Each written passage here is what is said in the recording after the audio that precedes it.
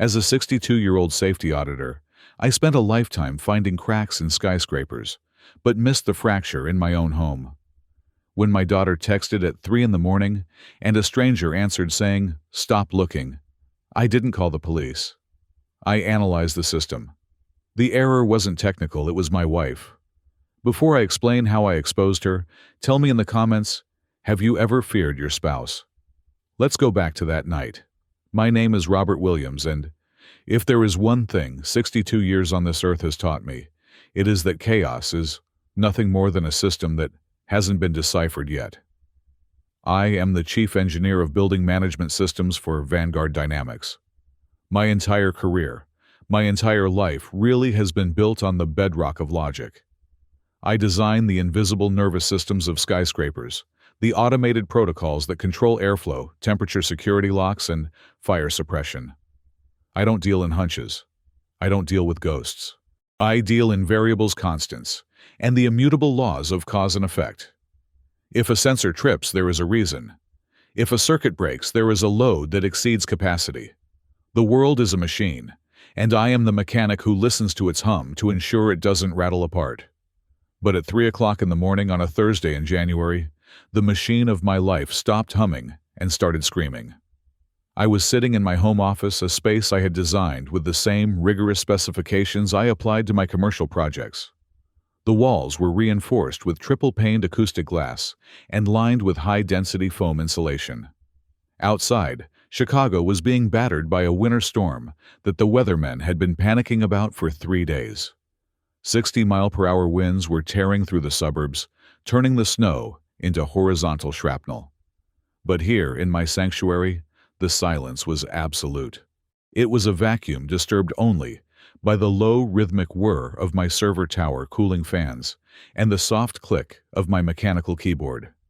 I was reviewing the schematics for a new pharmaceutical facility in Naperville. The client wanted a negative pressure variance in the quarantine labs, a simple enough request, but the existing ductwork was a mess. I was lost in the blue glow of my 3 monitors, tracing digital ventilation shafts, my mind completely decoupled from the physical world around me. I was comfortable in the isolation. My wife, Veronica, had gone to bed hours ago. The house was asleep. The world was asleep. Then my phone vibrated. It wasn't a ring.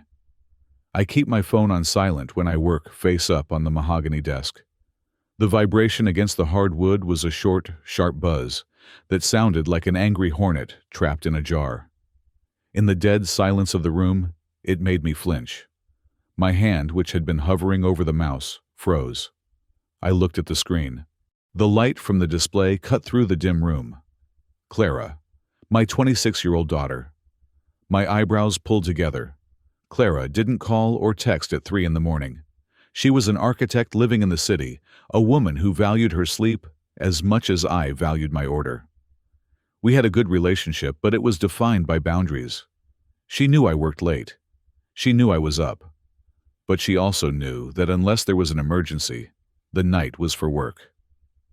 I picked up the phone, my thumb hovering over the screen.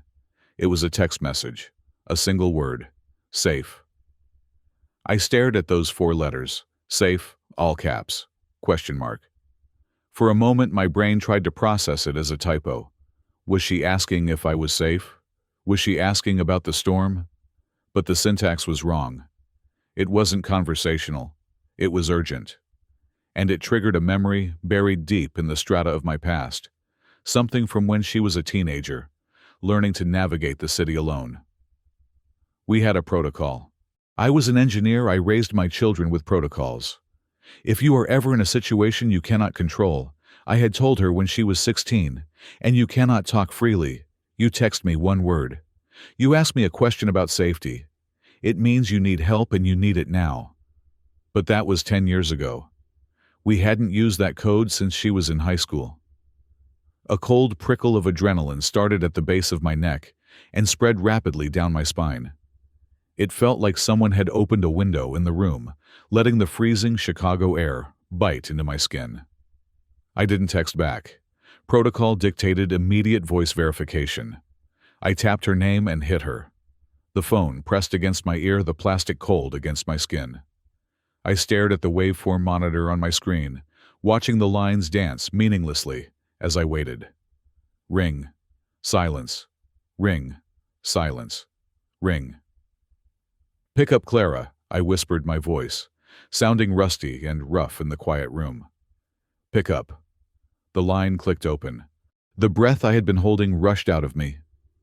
"Clara," I said, leaning forward in my ergonomic chair, my hand gripping the armrest. "Clara, I got your text. What's wrong? Where are you?"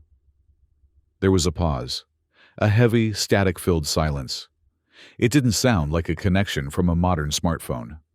It sounded distant, hollow, like the audio was being routed through a long, empty tunnel. Then a voice spoke. It wasn't Clara. "Stop looking." The voice was female, but it was wrong. It was flat, devoid of the natural cadence of human speech, pitched low and distorted, as if it were being filtered through a synthesizer or struggling against heavy signal interference. It sounded like a recording of a recording stripped of humanity. "Who is this?" I barked, my authority reflex kicking in. "Where is my daughter?" Click. The line went dead. I sat there frozen, the phone still pressed to my ear, listening to the nothingness. The silence of the room rushed back in, but now it felt heavy, oppressive, like the air pressure had dropped before a tornado. My heart was hammering against my ribs, a chaotic rhythm that defied my calm exterior. Panic, raw and primal, surged into my throat. Stop looking.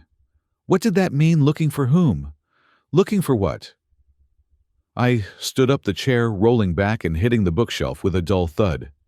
My hands were shaking. I looked at my hands, stable hands, hands that could solder a circuit board with microscopic precision, and they were trembling. Number 1. I closed my eyes and clenched my fists. 3-second rule. It was something I taught my junior engineers when a system went critical. When the alarms are screaming and the lights are flashing red, you do not act. You freeze. You take 3 seconds. 1, 2, 3. You disengage the panic response.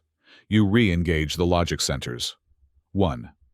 I inhaled through my nose, filling my lungs until they burned. 2. I held the breath, forcing my heart rate to synchronize with my will. 3.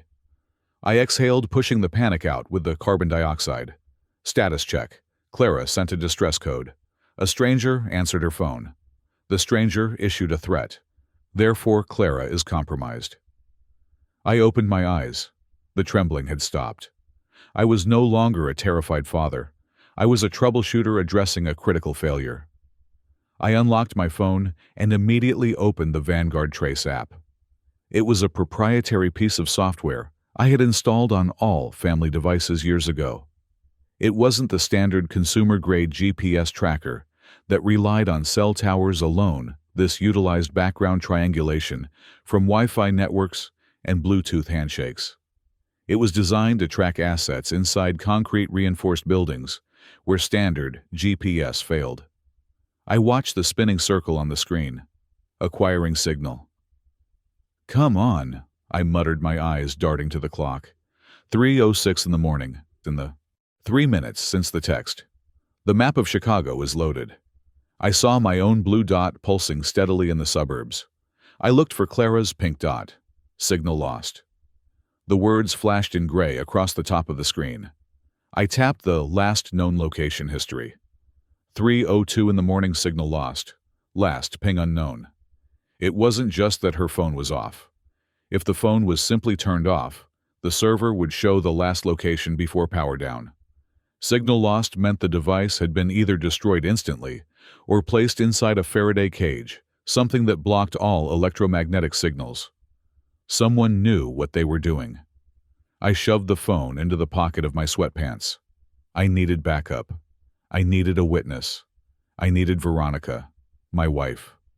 Veronica was 40 years old, 22 years my junior.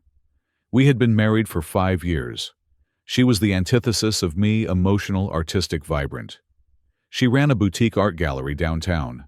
While I saw the world in lines and angles, she saw it in colors and feelings.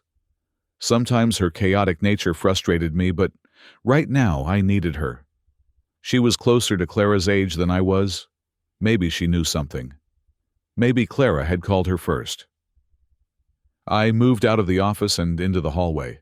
The house was dark, the only light coming from the street lamps outside, filtering through the storm shutters. The shadows stretched long and thin across the hardwood floor. I walked quickly, my bare feet silent on the oak. The house felt too big. It was a marvel of modern engineering, a smart home I had customized myself. Every light, every lock, every thermostat was networked. But in the darkness, it felt like a tomb. I reached the master bedroom door. It was closed. I hesitated for a fraction of a second, my hand on the brushed steel handle. I didn't want to wake her. Veronica needed her sleep. She had been complaining of migraines lately. But this was Clara. I turned the handle and pushed the door open. "Veronica," I whispered, urgently stepping into the room. "Veronica, wake up. Something is wrong with Clara." The room was pitch black. The heavy blackout curtains I had installed were drawn tight. I could hear the wind howling outside, muffled but persistent, like a wolf scratching at the walls. "Ronnie," I said, using her nickname. There was no sound of breathing, no rustle of sheets. I reached out and tapped the wall switch. The recessed LED lights in the ceiling flared to life, flooding the room with a soft amber glow. I blinked against the light, my eyes adjusting. The bed was empty. It wasn't just empty, it was pristine. The duvet was pulled up smooth and unwrinkled. The pillows were fluffed and propped against the headboard untouched. I stared at the bed, my brain struggling to process the visual data. Variable mismatch. Veronica had gone to bed at 10 at night. She kissed me on the cheek, said she was exhausted, and closed the door. I walked over to the bed, my legs feeling heavy, like I was wading through wet concrete. I reached out and placed my hand on the sheet where she should have been sleeping. Ice cold.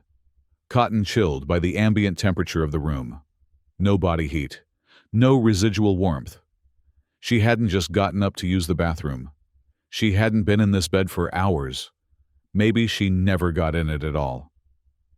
"Veronica," I called out louder this time, turning toward the ensuite bathroom. The bathroom door was open. The lights were off. I walked in, flipping the switch. Empty. The marble countertop was dry. Her toothbrush was dry. Panic began to rise again, but this time it was different. It wasn't the sharp, hot panic of Clara's call. It was a cold, creeping dread. I turned and ran out of the bedroom down the hallway, taking the stairs 2 at a time. The house, usually my controlled domain, now felt like a labyrinth. "Veronica!" I shouted, my voice echoing off the high ceilings of the foyer. No answer. Just the house settling and the wind outside. I ran to the kitchen. Empty. The living room. Empty. I sprinted to the door that led to the garage. I ripped it open and slammed my hand against the light switch. The fluorescent tubes flickered and buzzed to life, illuminating the concrete floor. Her car, a sleek silver sedan, was there. It was parked perfectly in its bay, right next to my SUV. I walked over to it. I touched the hood. Cold. Stone cold. She hadn't driven anywhere. Her car was here. Her coat. I looked at the rack by the door. Her heavy winter coat was gone. Her boots were gone. I stood in the middle of the garage, the smell of oil and cold concrete filling my nose. My mind was racing, trying to connect the dots, but the lines weren't meeting.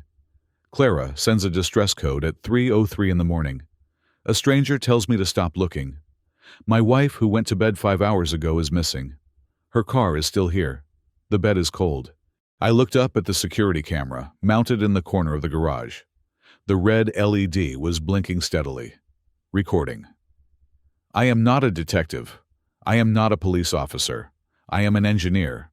And when a machine malfunctions, when a system fails, you do not guess. You check the logs. I turned around and ran back toward my office. The fear was still there, a tight knot in my chest, but the confusion was giving way to a cold, hard determination. My family was the system. The system had been breached, and I was going to find the fault. But as I ran through the dark hallway, passing the photos of our wedding, the photos of Clara's graduation, I couldn't shake the feeling that the fault wasn't a glitch. It was a feature. I sat back down in my chair, the leather creaking as I leaned forward. I woke my computer monitors from their brief sleep. The light washed over my face, turning my skin pale in the reflection. Clara was gone. Veronica was gone. And I was alone in a house that was supposed to be the safest place on earth. I typed in my master password. It was time to look under the hood. It was time to see what happened while I was busy looking at blueprints for someone else's safety. My hands flew across the keyboard, pulling up the local surveillance server. Let's see. I thought my teeth clenched so hard my jaw ached. Let's see where you went, Veronica. But deep down in the part of my brain that wasn't an engineer, the part that was just a man, I was terrified of what I was about to find. I stood in the center of my home office with the phone gripping my hand like a dead weight. The urge to dial 911 was a physical pressure in my chest, a reflex drilled into every citizen from kindergarten. But I was not just a citizen. I was a safety auditor. I knew that emergency response times in a blizzard like this averaged 18 minutes. 18 minutes for a patrol car to slide its way up my driveway. 18 minutes for a uniformed officer to ask me questions I could not answer. And if the voice on the phone was watching, if they had access to my network, a call to the police might be the trigger that turned a threat into an execution. The voice had said, "Stop looking." That implied surveillance. That implied they knew I would look. I placed the phone down on the desk face down. I would not call the police, not yet. The police were a hammer. I needed a scalpel. I sat back down at my console. My heartbeat had slowed to a steady, heavy thrum. The panic was still there, trapped behind a wall of compartmentalization, but my hands were steady. I turned my attention to the primary monitor. The screen displayed the dashboard of my smart home system, a proprietary interface I had built on top of the Vanguard commercial kernel. It showed the status of every sensor in the house. Windows secure, doors locked, carbon monoxide normal. I clicked on the Video Surveillance tab. A grid of 12 camera feeds popped up. The exterior perimeter, the garage, the hallways, the living room. Everything looked peaceful. The feeds showed the house in monochrome night vision. In the driveway, camera snow fell in a gentle hypnotic curtain. In the hallway camera, the shadows were static. It looked perfect. It looked safe. But I knew better. I maximized the feed for the hallway outside the master bedroom. I watched the timestamp in the bottom right corner ticking forward. 3:18 and 40 seconds in the morning. 3:18 and 41 seconds. The time was correct. But something in the image nagged at my subconscious. I leaned in closer, my eyes scanning the pixelated gray shapes of the corridor. There was a potted fern near the stairwell. In a house with a forced air heating system running at high capacity to combat the blizzard, the leaves of that fern should be trembling slightly from the airflow. They were stone still. I checked the garage feed. My SUV and Veronica's sedan sat in silence. But on the floor, near the garage door, there was a small oil stain I had meant to clean up last week. In the video feed, the stain was there, but the shadow cast by the overhead storage rack wasn't moving. The light source outside the street lamp flickered in the wind.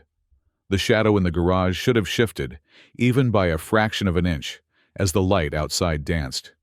It remained frozen. "A loop," I whispered. It was a classic digital deception.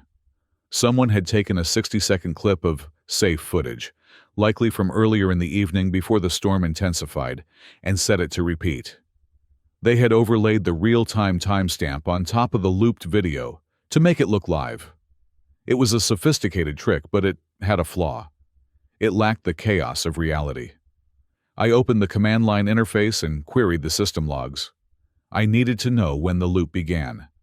The text scrolled rapidly down the screen in green phosphor. Video feed. Override initiated 10:00 at night. User ID admin_02. Admin_02. That was Veronica. The air in the room seemed to vanish. I stared at the user ID. There were only 2 people with administrative privileges on this network. Me and my wife.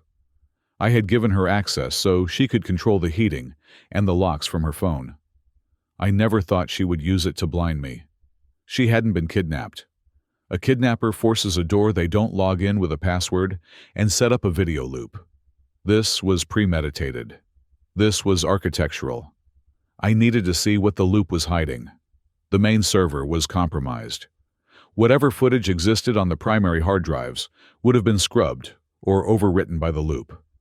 But I was a paranoid man. In my line of work, redundancy is good. 2 years ago, when I upgraded the system, I had installed a secondary storage unit, a literal black box. It was a solid-state drive, encased in a fireproof shell, hidden behind the false back of the linen closet in the guest hallway. It was hardwired to the cameras, but completely air-gapped from the network. It couldn't be accessed remotely. It couldn't be hacked from a laptop. It just recorded blindly and dumbly everything the lenses saw. Veronica didn't know it existed. I left my office and walked to the linen closet. I moved the stacks of towels, pried open the panel, and pulled out the small black drive. It was cold in my hand. Back at my desk, I plugged it into a standalone decryption reader. The drive spun up. I pulled up the raw footage from 10 o'clock at night to midnight. The screen flickered, and then the truth began to play out in high definition. At 10 o'clock at night, the hallway feed showed Veronica leaving the master bedroom. She wasn't wearing her pajamas. She was dressed in dark jeans, heavy boots, and a thick black parka. She carried a duffel bag, not a frantic packing job, but something structured heavy. She walked with purpose. There was no hesitation in her stride, no backward glance at the room where her husband was working. She stopped at the keypad by the garage door. I watched her fingers move. She wasn't disarming the alarm, she was inputting the command to loop the cameras. She did it efficiently, without fumbling. She had practiced this. My stomach churned. The woman I had shared my bed with for 5 years, the woman who complained about technology being too complicated, navigated my security protocols with the ease of a sysadmin. The feed switched to the garage interior. She walked past her sedan. She didn't take her car. That would have been trackable. She opened the side door of the garage, the one that led to the alleyway behind our property. I switched to the exterior alley camera. The blizzard was raging snow, swirling in violent vortexes. Parked just outside the reach of the motion sensor lights was a vehicle. It was a large, dark pickup truck, matte black, lifted suspension. No license plates, or at least none that were visible through the accumulation of snow and mud. The driver's side door remained closed. The passenger door swung open. Veronica didn't run to the truck. She walked. She threw her bag into the footwell and climbed up into the cab. The door slammed shut. The truck didn't turn on its headlights. It rolled away into the darkness, disappearing into the white void of the storm. The timestamp was 11:00 at night. She had been gone for 4 hours. I sat back, the leather of my chair groaning. The betrayal was a physical blow, a dull ache in my solar plexus. She had left me. That was painful enough. But the coordination, the coldness of it suggested something far worse than infidelity. She had disabled the eyes of the house so I wouldn't see her leave. But why the call from the stranger? Why the threat? And where was Clara? I unplugged the black box and grabbed my phone again. I opened Vanguard Trace. The signal from Clara's phone was still lost, but I had more tools than just a live map. I accessed the carrier logs through a back door I had built for the company's asset tracking. I couldn't ping her phone now, but I could see the last handshake she made with a cell tower before it went dark. I ran the query. Target Clara Mobile. Last handshake 3:02 and 15 seconds in the morning. Tower YD. Sector 7G North. I pulled up the triangulation map. Sector 7G North wasn't a residential area. It was the Iron District, a graveyard of rusted manufacturing plants and abandoned warehouses on the southern edge of the city, 30 miles from here. It was a desolate wasteland of corrugated steel and broken glass, a place where the city pushed everything it wanted to forget. The radius of the signal was small. It centered on a massive derelict structure that used to be a textile mill. Why was Clara there? And then the text message flashed in my mind again. Safe. I closed my eyes, forcing myself to think back to when Clara was 16. I had been teaching her how to drive, how to navigate the city. I was terrified of the variables I couldn't control. I had given her a lecture on communication. Code words are useful, Clara, I had said. But questions are better. If you are in a situation where you can't talk freely, ask me a question that sounds normal but means the opposite. Like what? She had asked, twirling her car keys. If you see danger, I told her. If you are hiding and you need to know if the coast is clear, or if you need me to assess the threat, you ask, is it safe? It wasn't a question about my safety. It was a tactical query. She was asking me to scan the environment.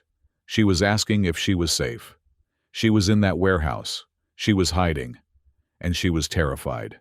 The woman on the phone, the one who said stop looking, had intercepted the call. But Clara had managed to send the text first. I stood up. The analysis phase was over. The execution phase had begun. I walked to the wall behind my desk. I pressed my thumb against a hidden biometric scanner disguised as a dimmer switch. There was a soft hydraulic hiss, and a panel in the wainscoting slid open. Inside was a gun safe. I am not a violent man. I don't hunt. I don't go to shooting ranges for fun. But I am a man who prepares for worst-case scenarios. I reached in and took out the Sig Sauer P320. It was heavy cold and loaded. I checked the chamber. I grabbed 2 spare magazines and shoved them into the pocket of my jacket. I didn't take my keys to the SUV. The SUV was a computer on wheels. It had GPS OnStar remote ignition and a dozen other features that could be tracked or disabled by someone with the right access codes that Veronica or whoever she was with might have. I grabbed a jagged rusted key from the back of my desk drawer. It belonged to a 1985 Ford F-150. I called it the Beast. It was a relic I kept in the detached shed, a project truck I tinkered with on weekends. It had no computer, no GPS, no Bluetooth. It was fuel injection steel and rubber. It was invisible to the digital world. I moved through the house like a ghost, avoiding the windows. I went out the back door into the biting wind. The cold hit me like a physical assault, instantly freezing the moisture in my nostrils. The snow was knee-deep. I trudged to the shed, my breath tearing away in white plumes. The Beast started on the second crank, the engine roaring with a raw mechanical violence that felt reassuringly primitive. I didn't turn on the headlights. I backed out of the shed, the tires crunching over the frozen ground, and rolled down the alleyway following the same path the black truck had taken 4 hours ago. As I merged onto the empty highway, the wiper blades slapping frantically against the windshield, the silence of the cabin was filled with the dark noise of my own thoughts. 30 miles to the Iron District. 40 minutes in this weather. I gripped the steering wheel until my knuckles turned white. The guilt washed over me colder than the storm. I had spent so much time securing the perimeter that I had ignored the people inside it. Veronica's distance over the last few months, the headaches, the long walks, the way she flinched when I touched her, I had categorized them as midlife hormonal fluctuations, or stress variables.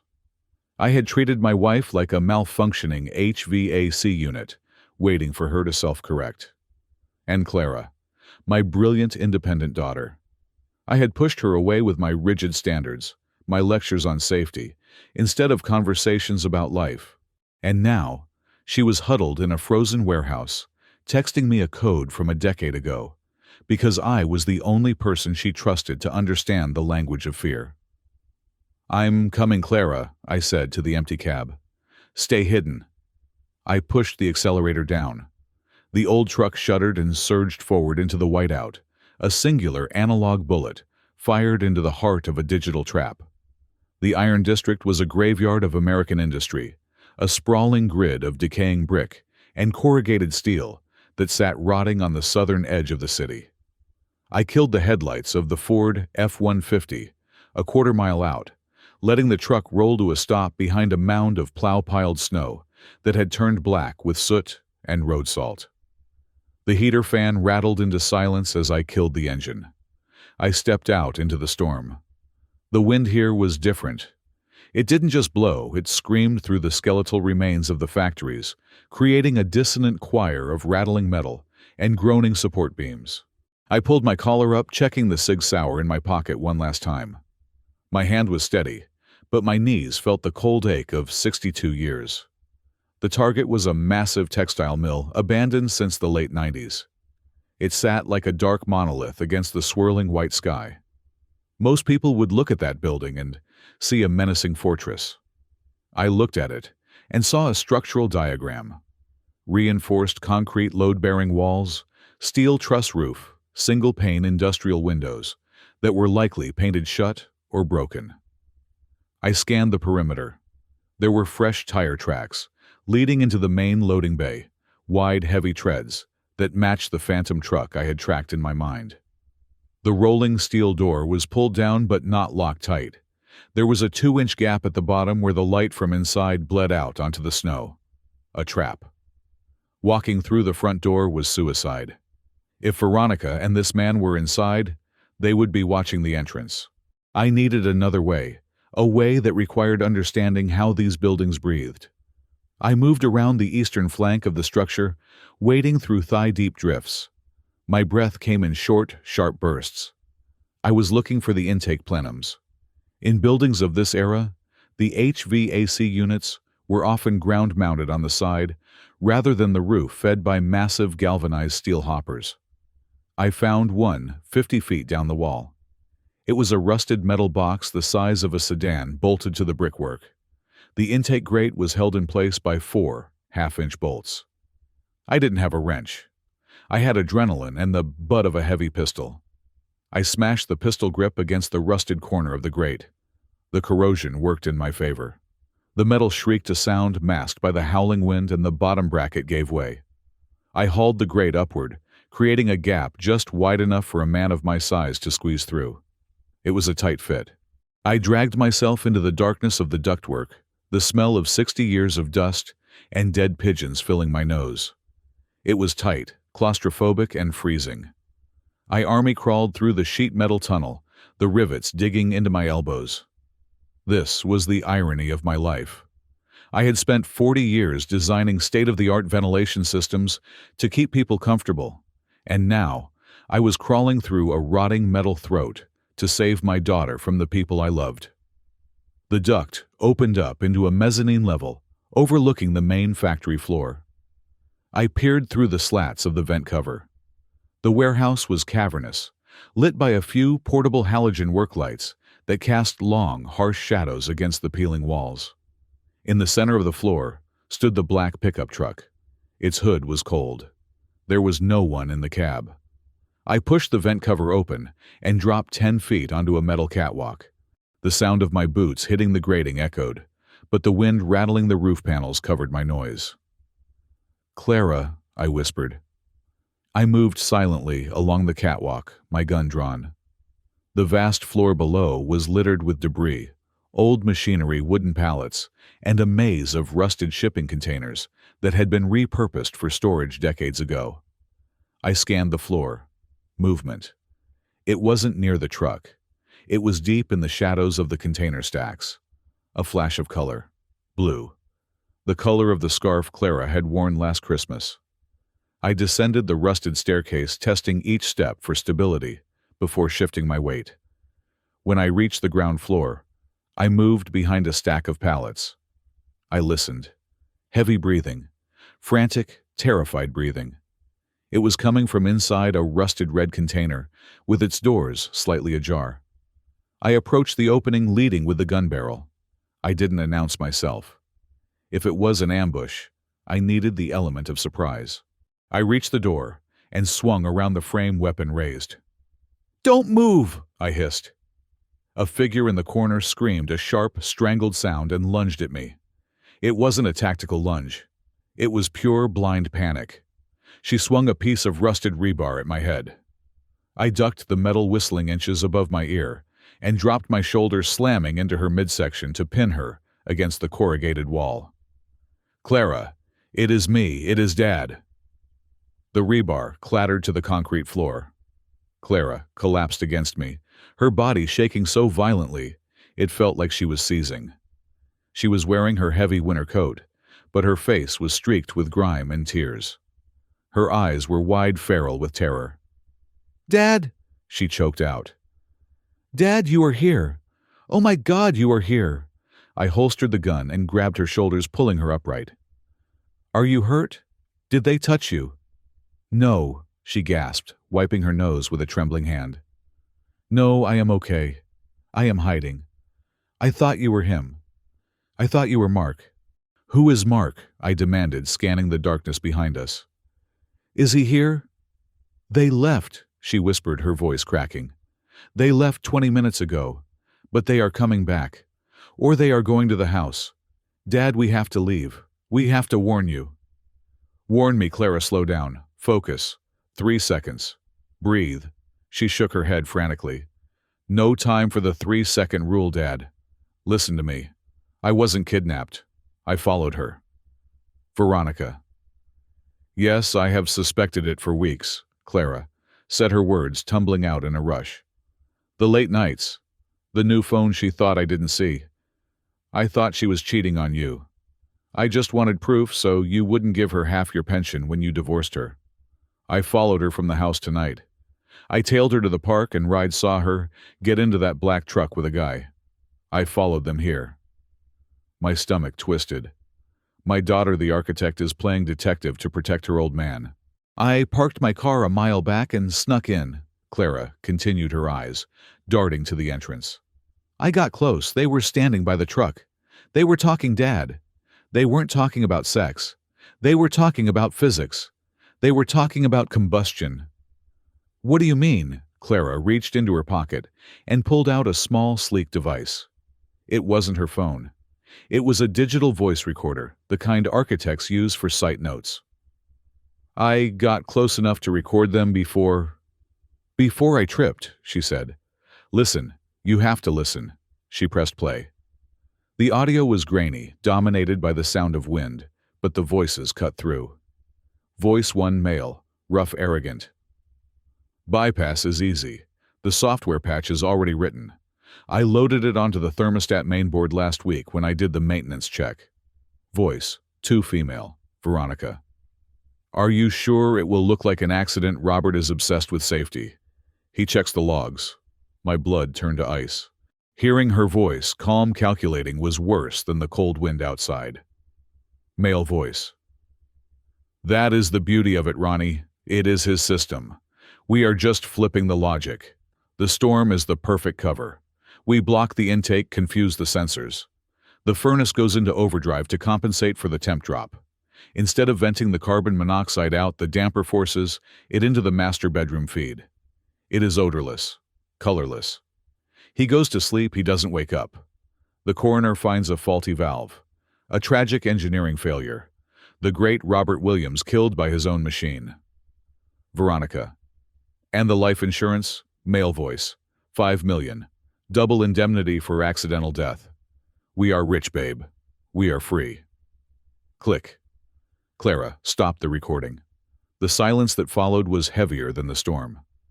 I stood there in the dark container, staring at the rusted metal wall. I felt a sensation I hadn't felt since I was a child. A total loss of equilibrium. They weren't just going to kill me. They were going to use my life's work as the murder weapon. They were going to turn my sanctuary into a gas chamber. The mark on the tape, it had to be Mark Sterling. I remembered him. A brilliant but unethical engineer I had fired 10 years ago for cutting corners. He knew my code. He knew my architecture. I gasped, Clara whispered, pulling me back to reality. When I heard the part about the insurance, I gasped. They heard me. Mark started chasing me. I ran. I dropped my phone near the truck. I didn't stop to pick it up. I hid in here behind the pallets. They searched for a while, but the storm was getting worse, and I think they assumed I was just a squatter or a junkie. They left to go do it. To go to the house. The text, I said, my mind racing. You texted me. I have a burner phone, she said, tapping her pocket. for site visits in bad neighborhoods. I didn't want to call and make noise, so I texted the code. Safe. I needed to know if you were okay. I needed to know if the house was safe. And when I called your real phone, Veronica must have picked it up, Clara said, her face pale. She has my phone. She saw you calling. Dad, if she told you to stop looking, she knows you suspect something. She knows the timeline is blown. No, I said, a cold resolve settling over me like a suit of armor. She thinks I am looking for a kidnapper. She thinks I am a panicked father running around the city. She doesn't know I have found you. And she definitely doesn't know I know about the HVAC override. I looked at the recorder in Clara's hand. That was it. That was the evidence. But evidence was for lawyers, and lawyers took months. The carbon monoxide was coming tonight. What time is it? I asked. Clara checked her burner. 4:15 in the morning. They left 20 minutes ago, I calculated.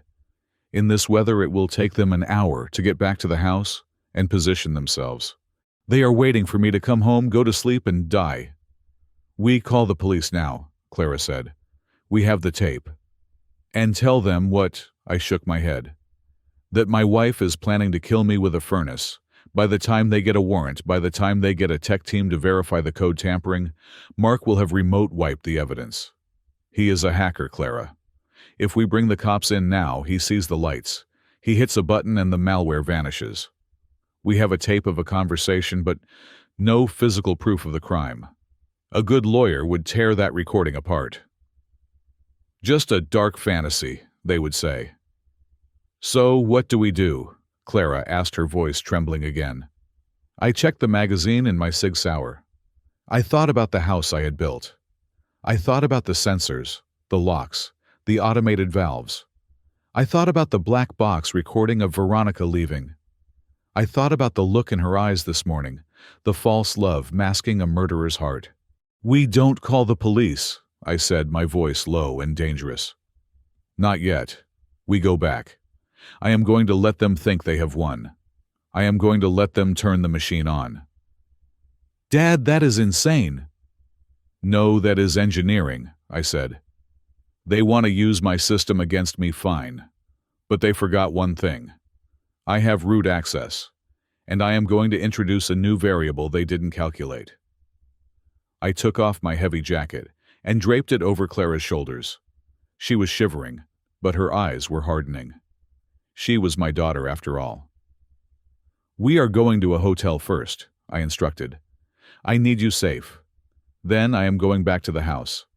I need to prepare the kill box. What? The house, I said, turning toward the exit. It is not a home anymore, Clara. It is a machine. And tonight, I am going to show them how it really works. We moved out of the container and back into the howling wind. The drive back would be treacherous, but my hands were no longer shaking. The fear was gone, replaced by a cold, mathematical fury. I had analyzed the failure. Now it was time to correct the error.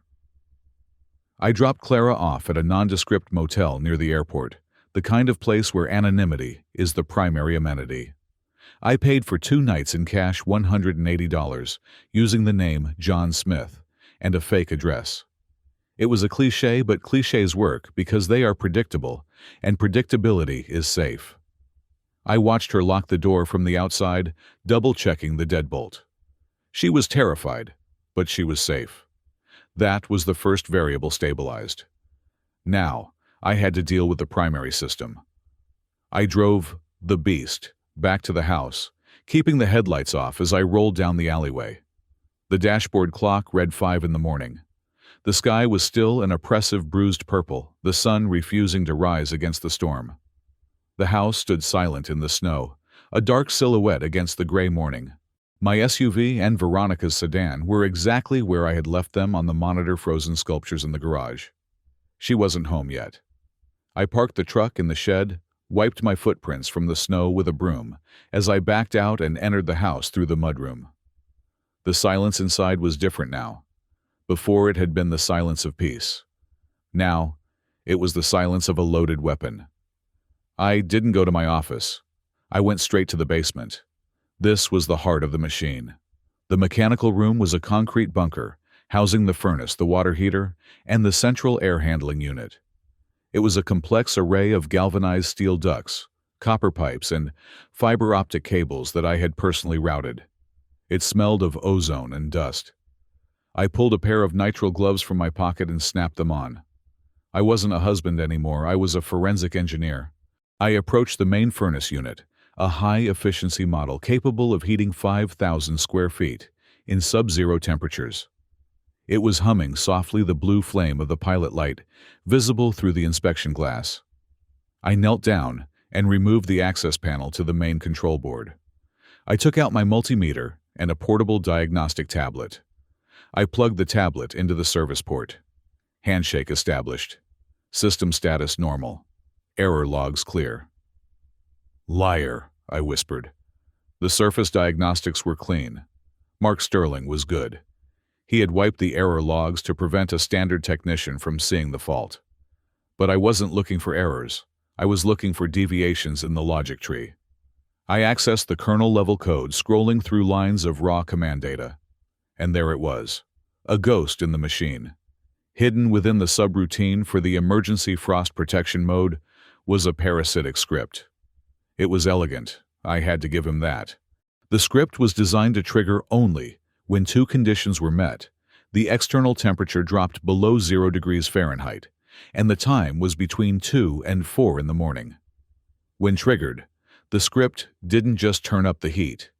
It sent a command to the variable air volume dampers, the motorized flaps inside the ducts that control airflow to specific rooms. I traced the command path. Damper Zone 1, living room close. Damper Zone 2, guest rooms close. Damper Zone 3, master bedroom. Open, 100%. Then the kill command. Exhaust, flue valve close. Recirculation intake open. I sat back on my heels staring at the screen. The audacity of it was breathtaking. The system was designed to take the carbon monoxide exhaust, the deadly byproduct of combustion that should be vented out the chimney, and recirculate it. By closing the other dampers, the system would pressurize the ductwork, turning the master bedroom into a pressurized gas chamber. The concentration of CO would rise from 0 to fatal levels in less than 20 minutes. I would be dead before I even woke up with a headache. But software was only half the equation. For the exhaust valve to close fully, without triggering a hardware safety switch, the physical limiter had to be removed. I stood up and walked to the back of the furnace, where the PVC exhaust pipe connected to the manifold. I shone my flashlight on the servo motor that controlled the valve. The factory seal was broken. I leaned in closer. The screws on the casing showed tiny, fresh scratches, bright metal against the dull gray paint. Someone had opened this recently. I pulled a small UV flashlight from my tool belt, a tool I used for detecting coolant leaks. I shined it on the plastic casing of the servo motor. A fingerprint glowed in faint, yellow-green fluorescence. It was smudged, likely from oil or grease that had a UV reactive component. I didn't wipe it. I took a high-resolution photo with my phone macro lens mode. Then, I took a sample of the residue with a swab from my kit and sealed it in a plastic bag. Physical evidence. Now comes the choice. I could fix it. I could delete the script, recalibrate the dampers, and replace the safety limiter. I could make the house safe. But if I did that, the weapon would be disarmed. When the time came, nothing would happen. Veronica and Mark would know I had found them out. They would run. They would disappear, and I would be left looking like a paranoid old man with a crazy theory and no proof. The police would find a working furnace and laugh me out of the precinct. Number. To catch a saboteur, you don't fix the sabotage.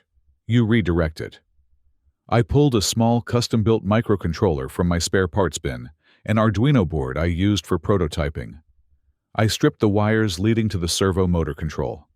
I wasn't going to stop the signal. I was going to intercept it. I wired the microcontroller in line between the main circuit board and the valve actuator. I wrote a quick script on my laptop, a man-in-the-middle attack on my own furnace.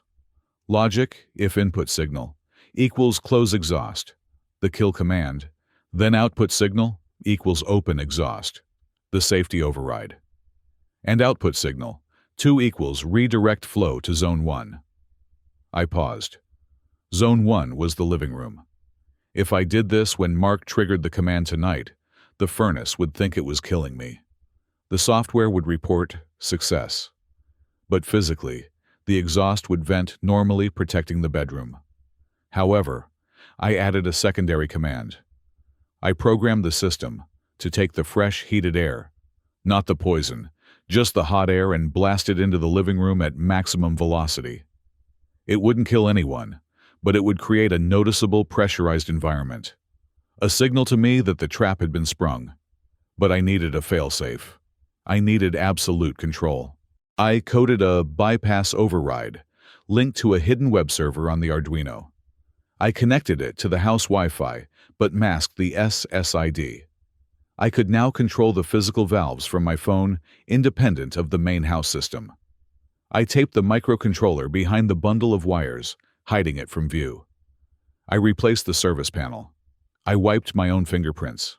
I stood up and looked at the furnace. It looked exactly as it had 10 minutes ago. A silent gray box. But now it was a double agent. I checked my watch. 5:45 in the morning. She will be back soon. She needed to be back before the official start of the day to maintain her cover. I left the basement, locking the door behind me. I went upstairs to the master bedroom. I stripped off my work clothes and hid them in the back of the closet. I put on a pair of flannel pajama pants and a t-shirt. I messed up the bed sheets to make it look like I had been tossing and turning. I went into the bathroom and splashed water on my face. I looked at myself in the mirror. My eyes were red-rimmed, tired. Good. That fits the narrative. I went downstairs to the kitchen and started a pot of coffee. The smell of brewing Arabica filled the air, masking the metallic scent of my fear. 6:00 in the morning. The garage door rumbled. I sat at the kitchen island, a mug of black coffee in my hands, staring at the door connecting to the garage. My heart rate spiked, but I forced it down. 3 seconds. 1, 2, 3. The door opened. Veronica walked in. She was wearing high-end running gear spandex leggings, a thermal zip-up, and a heavy headband. She was drenched in sweat. Her face was flushed, her breathing heavy. To anyone else, she looked like a dedicated fitness enthusiast who had just braved a blizzard for her morning cardio. But I knew the physics of sweat.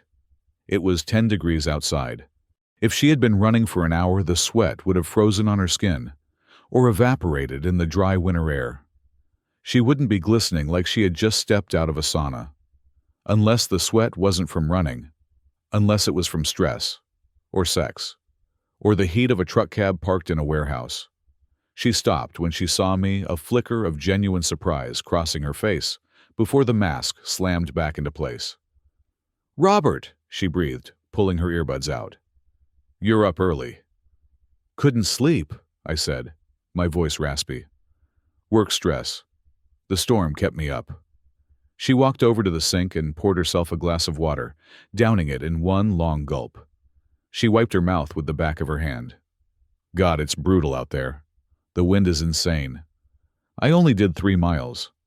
I thought I was going to blow away." "You went running in this?" I asked, gesturing to the window, where snow was piling up against the glass. "That seems unsafe." She laughed, a light tinkling sound that used to make me smile. Now it sounded like breaking glass. "You know me, Rob. Gotta burn off the crazy. Besides, the gym was closed." Liar. The gym had a 24-hour keycard access. I had installed the system myself. "Did you check on Clara?" she asked casually, leaning against the counter. "I texted her last night, but she didn't reply." I gripped my coffee mug. "She's fine. She texted me. Said she was staying at a friend's place to ride out the storm." "Good," Veronica said. "I worry about her driving in this." She walked over to me. I could smell her. Beneath the artificial scent of her expensive perfume, there was something else. Not the clean, salty smell of exercise sweat. It was the musk of fear, and the faint chemical tang of industrial grease, the same grease I had seen on the servo motor. She leaned down and kissed me on the forehead. Her lips were warm. Too warm. "I'm going to grab a shower," she said. "You look exhausted, honey. Why don't you take a nap later? You've been working too hard." "Maybe I will," I said, not looking at her. "Maybe tonight I'll sleep like the dead." She paused for a fraction of a second, a micro-hesitation that a younger man might have missed. But I was watching the reflection in the black coffee. I saw her smile tighten just a millimeter. "That sounds good," she said. "I'll make us a nice dinner tonight. We can relax." "I'd like that," I said. She turned and walked out of the kitchen, her hips swaying. I listened to her footsteps fade up the stairs. I waited until I heard the shower turn on. Then, I pulled my phone out. I opened the app for the hidden camera I had installed in the hallway, one she hadn't looped because she didn't know it existed. I rewound the footage to 5 minutes ago. I watched her pull into the driveway. She didn't run in from the street. She drove in. She parked the car, then sat there for 2 minutes, misting her face with a spray bottle of water she pulled from the glove box, creating the sweat, constructing the alibi. I put the phone down. The coffee tasted like ash. The stage was set. The players were in position. Tonight, she would try to kill me. And tonight, I would let her try. The kitchen was bathed in the pale, sickly light of a winter morning that refused to fully break. The storm had settled into a steady, suffocating grayness, trapping the house in a snow globe of silence. Veronica was at the stove, flipping pancakes. The smell of burning butter and vanilla extract was nauseatingly domestic. It was the smell of a normal Saturday morning, a smell that had meant comfort for 5 years. Now it smelled like a lie. I sat at the island, my hands wrapped around a second cup of coffee. I had no intention of drinking. I watched her back. Her posture was relaxed, her movements fluid. She hummed a melody under her breath, something light, maybe jazz. She was happy. She was terrifyingly happy for a woman who was planning a murder. She turned, sliding a plate of golden pancakes onto the placemat in front of me. She had even added a sprig of mint and a dusting of powdered sugar. A perfect presentation. "Eat up," she said, her voice a purr of concern. "You barely touched dinner last night." I looked at the pancakes. "I'm not very hungry." "You need your strength, Rob," she said, pouring syrup with a steady hand. She leaned in close, her eyes searching my face. "You look gray. Did you sleep at all after I left this morning?" "A little," I lied, rubbing my temples. "But I woke up with this headache. It's right behind the eyes. Thumping like a bass drum." I saw it. A tiny spark of anticipation in her pupils. A headache was the first symptom of carbon monoxide poisoning. She thought the leak had already started, or perhaps she was just pleased that my physiology was priming itself for the main event. "Oh, honey," she cooed, placing a cool hand on my forehead. Her touch made my skin crawl, but I forced myself to lean into it. "It's probably just the pressure change from the storm. Or maybe you're dehydrated. Drink some juice." "Maybe," I muttered. "I feel heavy, like I can't catch my breath." "Just rest today," she said, her smile widening imperceptibly. "Don't go into the office, just relax here. I'll take care of everything." I took a bite of the pancake. It tasted like sawdust. I swallowed it down with a swig of coffee. "By the way," I said, keeping my voice casual, "did you hear the landline ring last night around 3? Her hand froze for a nanosecond midair as she reached for the salt shaker. Then it continued its trajectory, smooth as oil. "The landline?" she asked, frowning. "No. I was fast asleep until I woke up for my run. Why, who would call at 3 in the morning?" "I don't know," I said, staring into my coffee. "I thought I heard it. Maybe I was dreaming. Or maybe it was just the wind." "Definitely the wind," she said firmly. You know how the old copper lines buzz in a storm. You're hearing things, Rob. You're stressed. Yeah, I said. Stressed. I finished the meal in silence, the tension in the room thick enough to choke on. She cleaned up with a cheerful efficiency that was almost manic. Every plate clinked. Every faucet turn felt like a countdown. I have to run into the city for a few hours, I said, standing up. Client meeting, can't cancel. Robert, she scolded. In this weather and with that headache. It's the Edwards account, I lied. If I don't show, we lose the contract. I'll be back by 3. She hesitated, calculating. If I left, I might die on the road, which would be messy. But if I came back tired and headache-prone, I'd be easier to put down tonight.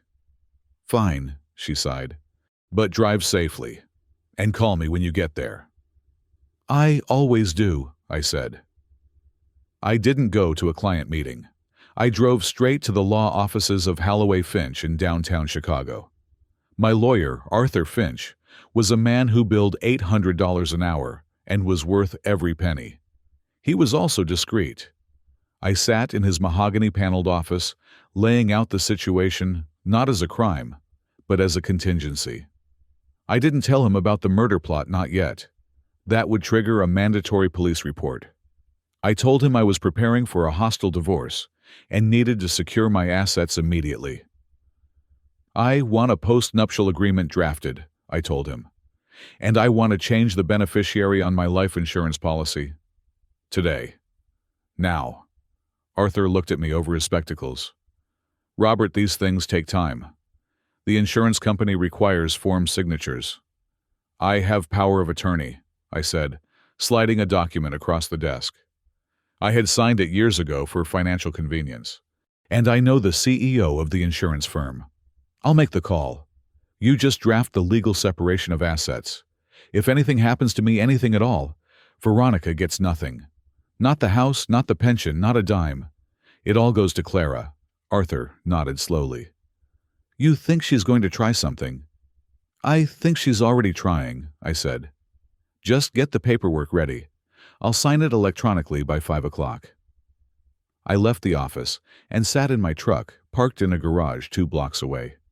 I pulled out my laptop and connected to the dark web via a secure VPN. I needed information on Mark Sterling. I knew him, of course. I had hired him 10 years ago. He was brilliant, arrogant, and technically gifted. But he had a flaw: greed. I had caught him redirecting company shipments of high-end copper wiring to a shell company he owned. I fired him on the spot. I didn't press charges because I didn't want the bad press for Vanguard. That was my mistake. I should have buried him then. I ran a deep background check. Mark Sterling, currently unemployed. Last known address, a studio apartment in the Iron District, 2 miles from the warehouse where I found Clara. Financial records showed he was drowning. $80,000 in credit card debt. A failed startup. Multiple liens against his truck. And then the connection. I searched for cross-references between Mark Sterling and Veronica Williams. It took 10 minutes. A photo from a university alumni database surfaced. University of Illinois class of 2005. A group photo at a frat party. A young, wild-haired Mark Sterling with his arm around a 20-year-old Veronica. They were looking at each other with hungry, intense eyes. They had history. I dug deeper. Emails. Social media archives. They had reconnected 6 months ago on LinkedIn. Just catching up, then moved to encrypted apps. He wasn't just a hired gun.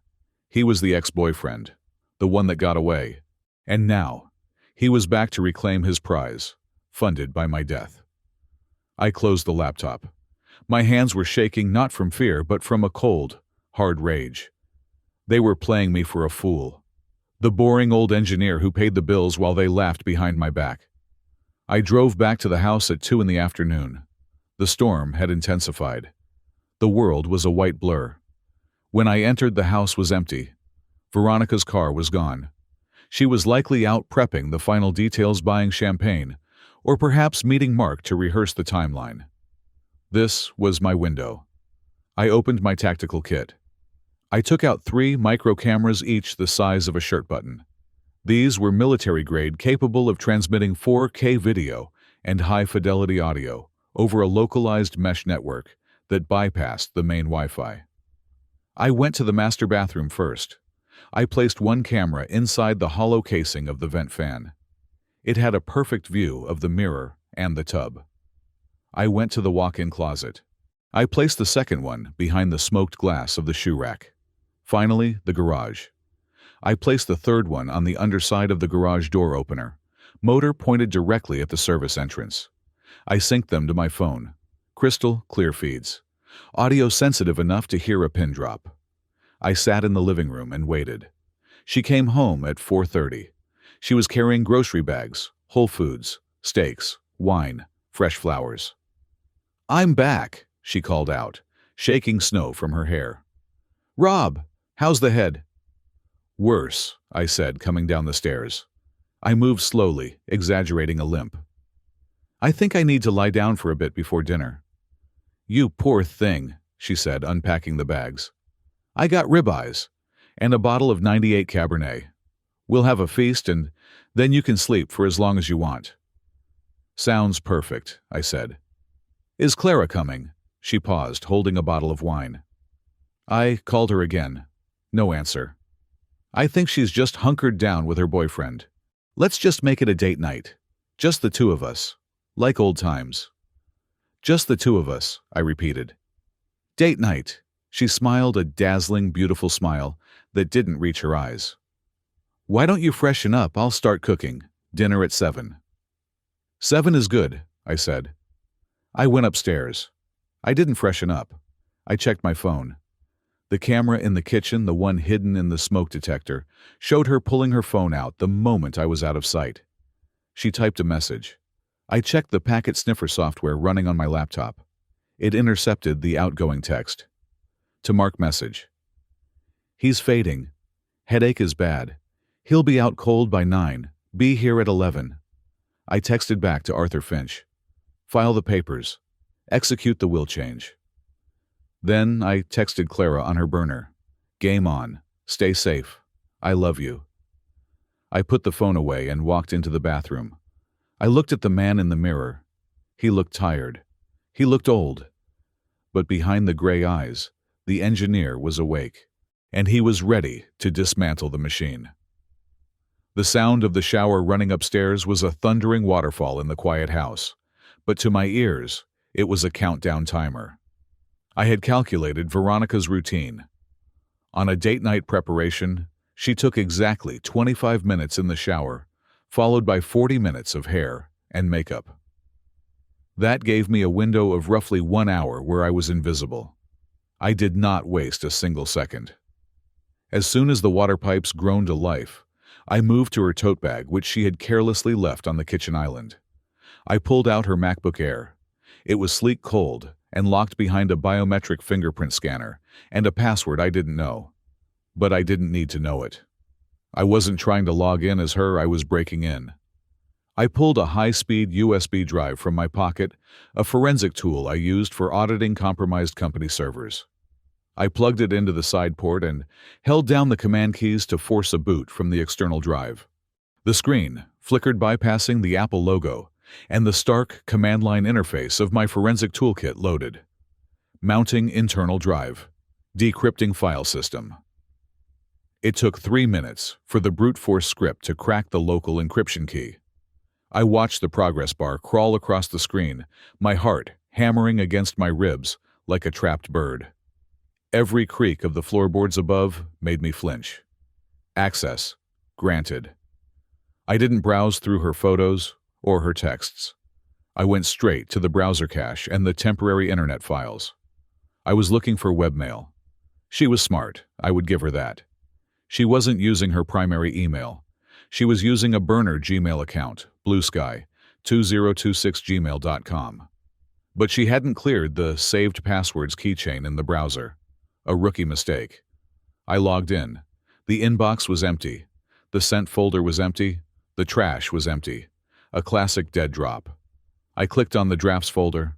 There was one single thread, An email with no subject line, saved and resaved over 100 times. It was a shared document where two people could log in, type a message, read it, and then delete the text without ever sending a packet of data across the open network. It was the digital equivalent of whispering in a dark room. I opened the latest draft. The text was time-stamped 20 minutes ago, likely typed, while she was unloading groceries. User 1, Veronica. He bought the headache act. He is weak. Dinner is at 7. I bought the Cabernet he likes. I will crush the pills into the second glass. He needs to be out cold. User 2, Mark Good. Tonight, 11 at night. I will execute the command remotely from the truck. Make sure the bedroom windows are sealed tight. No airflow. By the time the alarm fails to go off, the ppm levels will be lethal in 20 minutes. Ensure you are downstairs with the windows cracked. I felt a cold nausea rise in my throat, but I swallowed it down. I needed more.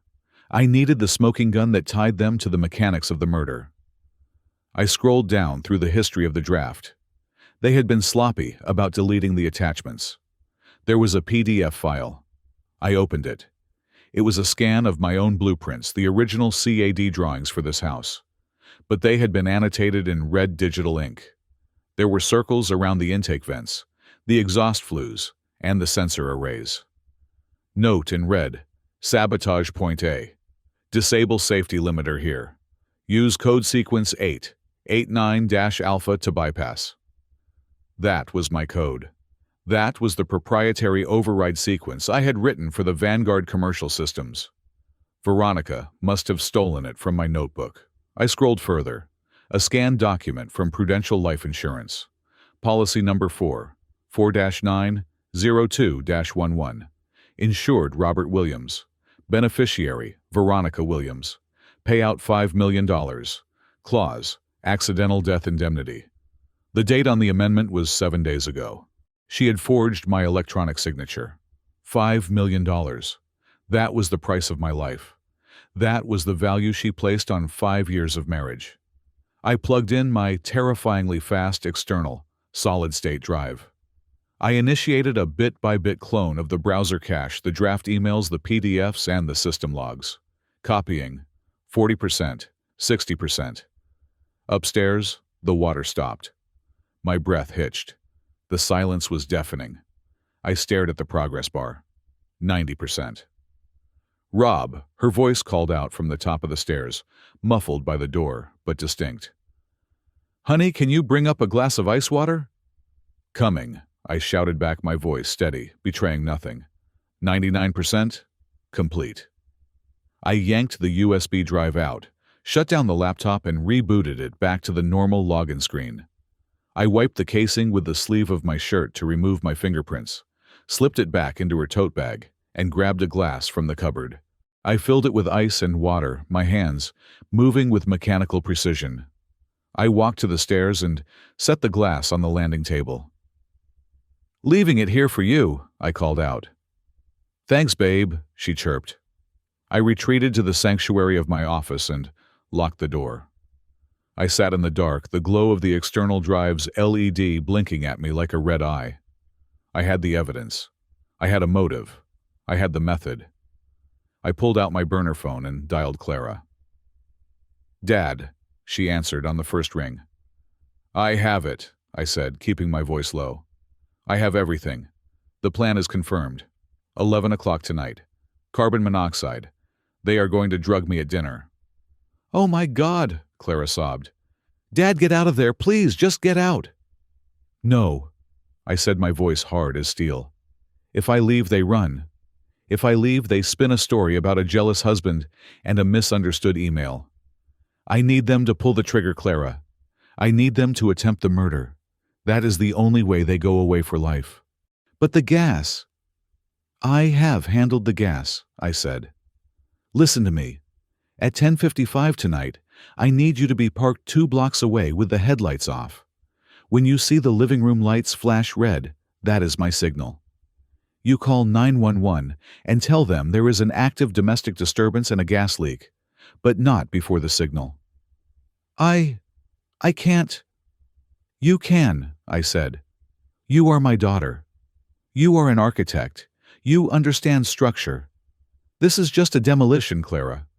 We are bringing the house down." I hung up and dialed a second number.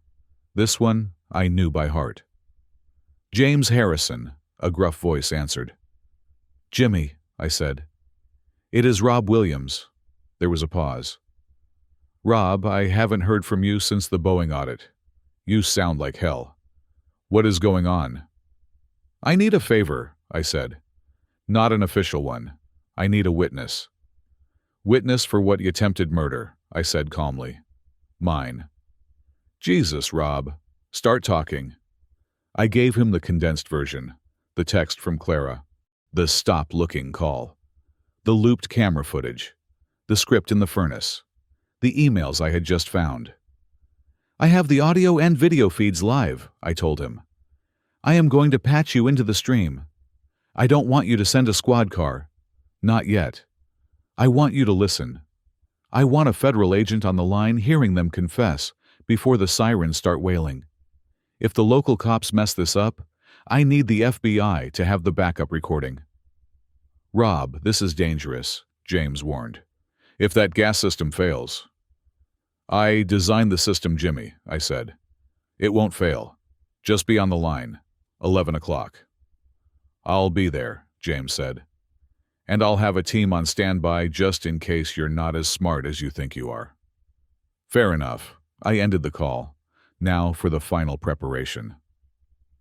I went to the secret compartment in my closet, where I kept my deep-sea diving gear, a hobby I hadn't touched in years. I pulled out a pony bottle, a small emergency oxygen tank about the size of a liter soda bottle. It was fully pressurized. I attached a regulator and a simple, clear plastic cannula. I moved to the bedroom. I taped the bottle to the underside of the bed frame, right near the headboard, completely hidden by the dust ruffle. I ran the thin plastic tube up between the mattress and the box spring, tucking the nose piece under my pillow. When the gas started filling the room, I would have 20 minutes of pure oxygen. Enough time to wait. Enough time to let them think I was dead. I also grabbed a bottle of caffeine pills from my travel kit. I crushed 3 of them into a fine white powder. I went down to the kitchen. Veronica was still upstairs. I found the bottle of Caymus Cabernet sitting on the counter, already uncorked to breathe. I poured a small amount of wine into a glass, stirred in the crushed caffeine powder until it dissolved, and then poured it back into the bottle, shaking it gently. If she drugged my glass with sleeping pills, the massive dose of caffeine would counteract the sedative enough to keep me conscious, or at least keep my heart rate up. It was a crude chemical balance, a biological gamble, but it was better than being helpless. I sat back down in the living room chair. The house was darkening as the evening approached. The wind howled outside, battering the windows. I felt a strange sensation settling over me. The fear was gone. The heartbreak was gone. In their place was a cold, efficient clarity. I looked at the smart thermostat on the wall. It read 70 degrees. "You want to play games with the system, Veronica," I whispered to the empty room. "You want to turn my house into a weapon. I wrote the code. I laid the wires. I know where the bodies are buried because I dug the holes. I wasn't a husband anymore. I wasn't a victim. I was the architect of their destruction." "Ready or not," I said. "Here I come." I heard her footsteps on the stairs. At 7 o'clock, sharp, Veronica descended the stairs. She was breathtaking, a vision engineered to distract and disarm. She wore a slip dress of emerald green silk that clung to her frame, the fabric shimmering in the low light, like reptilian skin.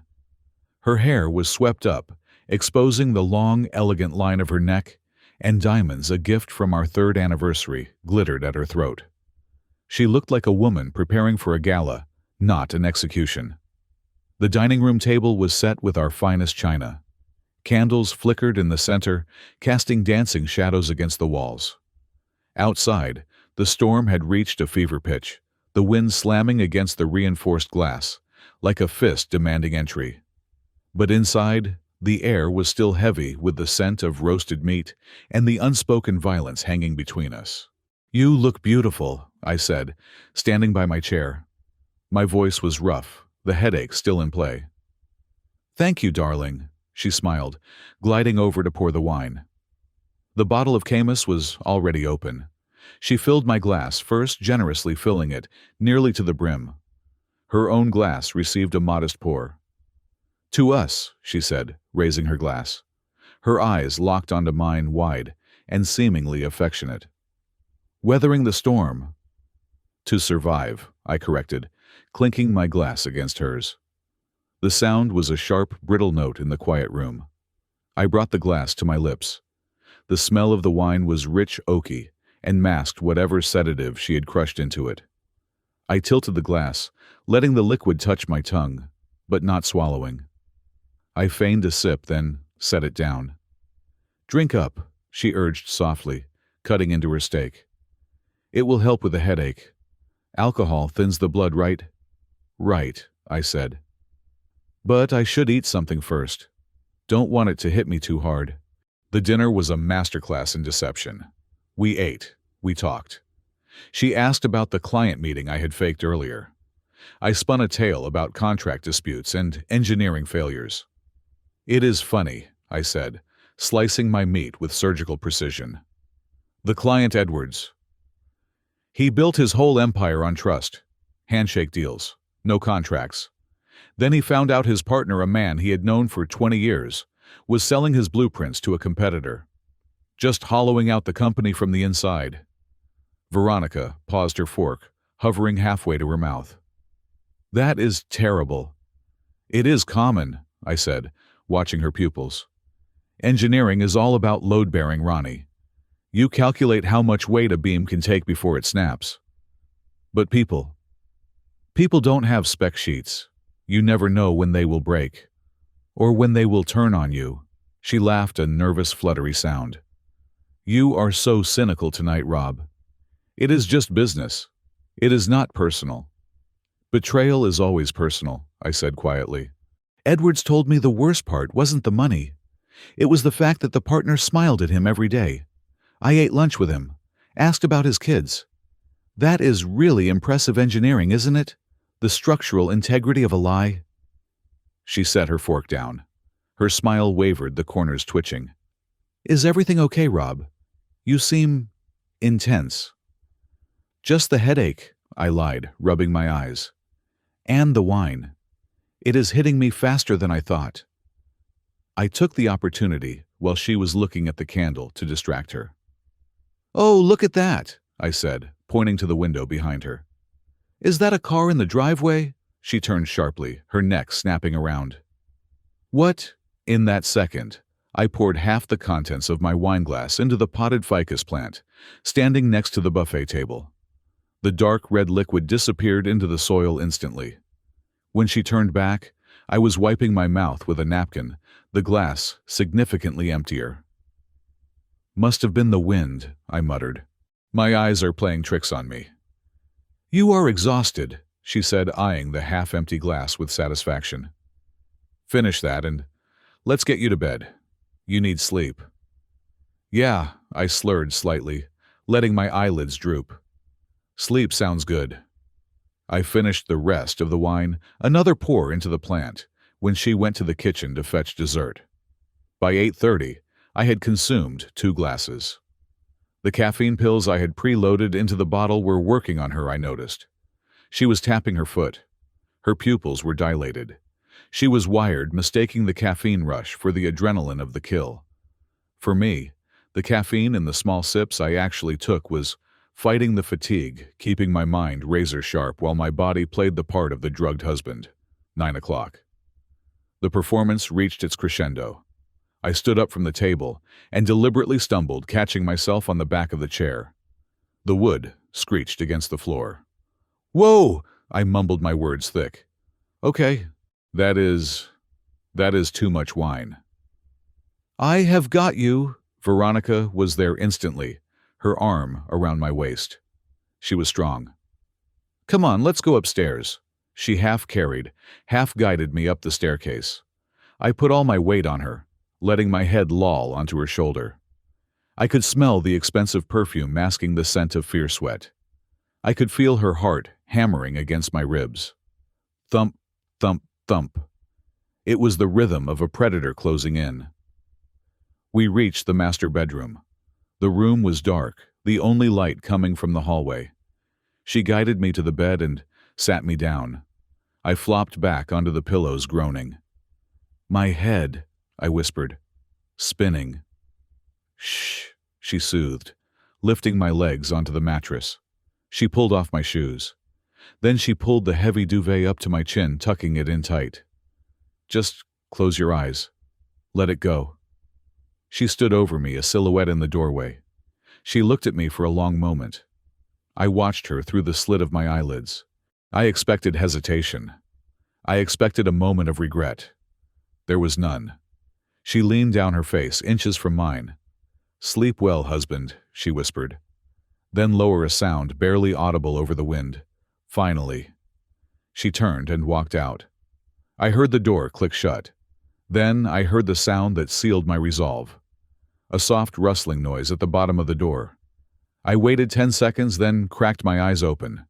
In the sliver of light coming from under the door, I saw a dark shape moving. A towel. She was jamming a towel into the gap between the door and the floor. She was sealing the room. If the furnace malfunctioned, standard procedure was that gas would leak out into the hallway, triggering the detectors there first. By sealing the door, she was ensuring the pressure built up inside the room. She was turning my bedroom into a gas chamber. The light under the door disappeared as the towel filled the gap. Total darkness. I didn't move for another 5 minutes. I had to be sure she was downstairs. I listened to the house, the creak of the stairs, the distant chime of the grandfather clock in the foyer. 9:15. I threw off the covers. The act of the drunkard vanished. I moved with the precision of a soldier. I reached under the pillow and found the clear plastic tubing of the cannula. I slipped the prongs into my nostrils and looped the tubing over my ears. I reached down under the bed frame and twisted the valve on the hidden oxygen tank. Hiss. A cool, steady stream of pure oxygen flowed into my nose. It cleared my head instantly. I pulled my phone from under the mattress where I had stashed it earlier. I turned the brightness down to the absolute minimum. I opened the app for the hidden cameras. Feed 1 kitchen. Veronica was there. She was pacing. She had changed out of the green dress into jeans and a sweater. She was holding her phone, typing furiously. Feed 2 garage. The garage door was opening. My heart skipped a beat. They were early. The plan was for 11.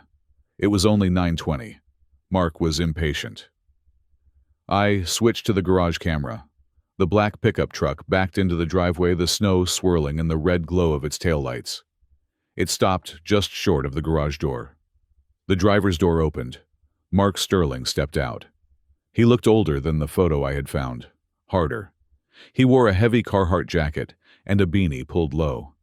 He carried a ruggedized laptop case in one hand and a black duffel bag in the other. He didn't knock. He walked to the side service door, the one Veronica had unlocked earlier. I switched to the kitchen feed. Veronica met him at the door. She didn't hug him. She grabbed his arm, pulling him inside out of the wind. "Is he out?" Mark asked. His voice was clear on the high-gain microphone. "Out cold," Veronica said. I gave him enough crushed pills to knock out a horse, and he drank half a bottle of wine. He couldn't stand up. "Good," Mark said, dropping the bag on the counter. "Did you seal the door?" "The towel is wedged tight. Windows are locked." "Perfect." Mark grinned, a cruel, wolfish expression. He unzipped the laptop case. "I am going to patch into the system from here. I don't want to be in the basement in case the sensors trip early. The signal is stronger on this floor." "How long?" Veronica asked, her voice trembling slightly. "Once I execute the script, 20 minutes to lethal saturation. Another 20 to be sure. By 10 o'clock, you are a widow." I watched them on the small screen of my phone, lying in the dark, breathing my canned air. They were discussing my death like a logistics problem. "I need to check the bypass," Mark said, typing on his laptop. Make sure the old man didn't update the firmware.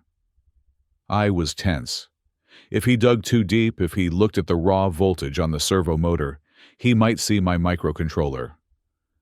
System clear, Mark muttered. Legacy firmware, idiots. They never patched the local host. I smiled grimly behind my oxygen mask. I hadn't patched it because I wanted him to feel safe. Arrogance was a vulnerability. Okay, Mark said, his finger hovering over the enter key. Initiating frost protection protocol. Override safety limiters. Close flue. Open bedroom intake. He looked at Veronica.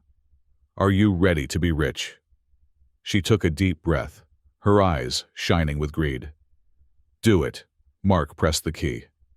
In the basement, 2 floors below me, I felt the subtle vibration in the floorboards. The furnace kicked into high gear. The blower motor whined, ramping up to maximum RPM. Usually, this sound meant warmth. It meant comfort against the storm. Now it was the sound of the weapon firing. I watched the app on my phone, not the camera feed, but my own custom man-in-the-middle interface. Status: intrusion detected. Input command: close exhaust / open zone. 3 master bed. Action intercepted. My script was running. The microcontroller I had installed was reading Mark's command and lying to him. It sent a success signal back to his laptop. Mark's screen exhaust closed. Zone 3 pressurized. Reality exhaust open. Zone 3 normal. Zone 1 living room pressurized. Mark looked at his screen and nodded. We have green lights. Pressure is building in the bedroom. CO levels should be rising now. I can't hear anything, Veronica whispered. You won't, Mark said. It is silent. That is the point. I lay in the dark, breathing rhythmically. 1, 2, 3. Downstairs, the living room vents, which were right next to the kitchen where they stood, began to hiss. A soft, low sound of high-velocity air being forced through the metal grates.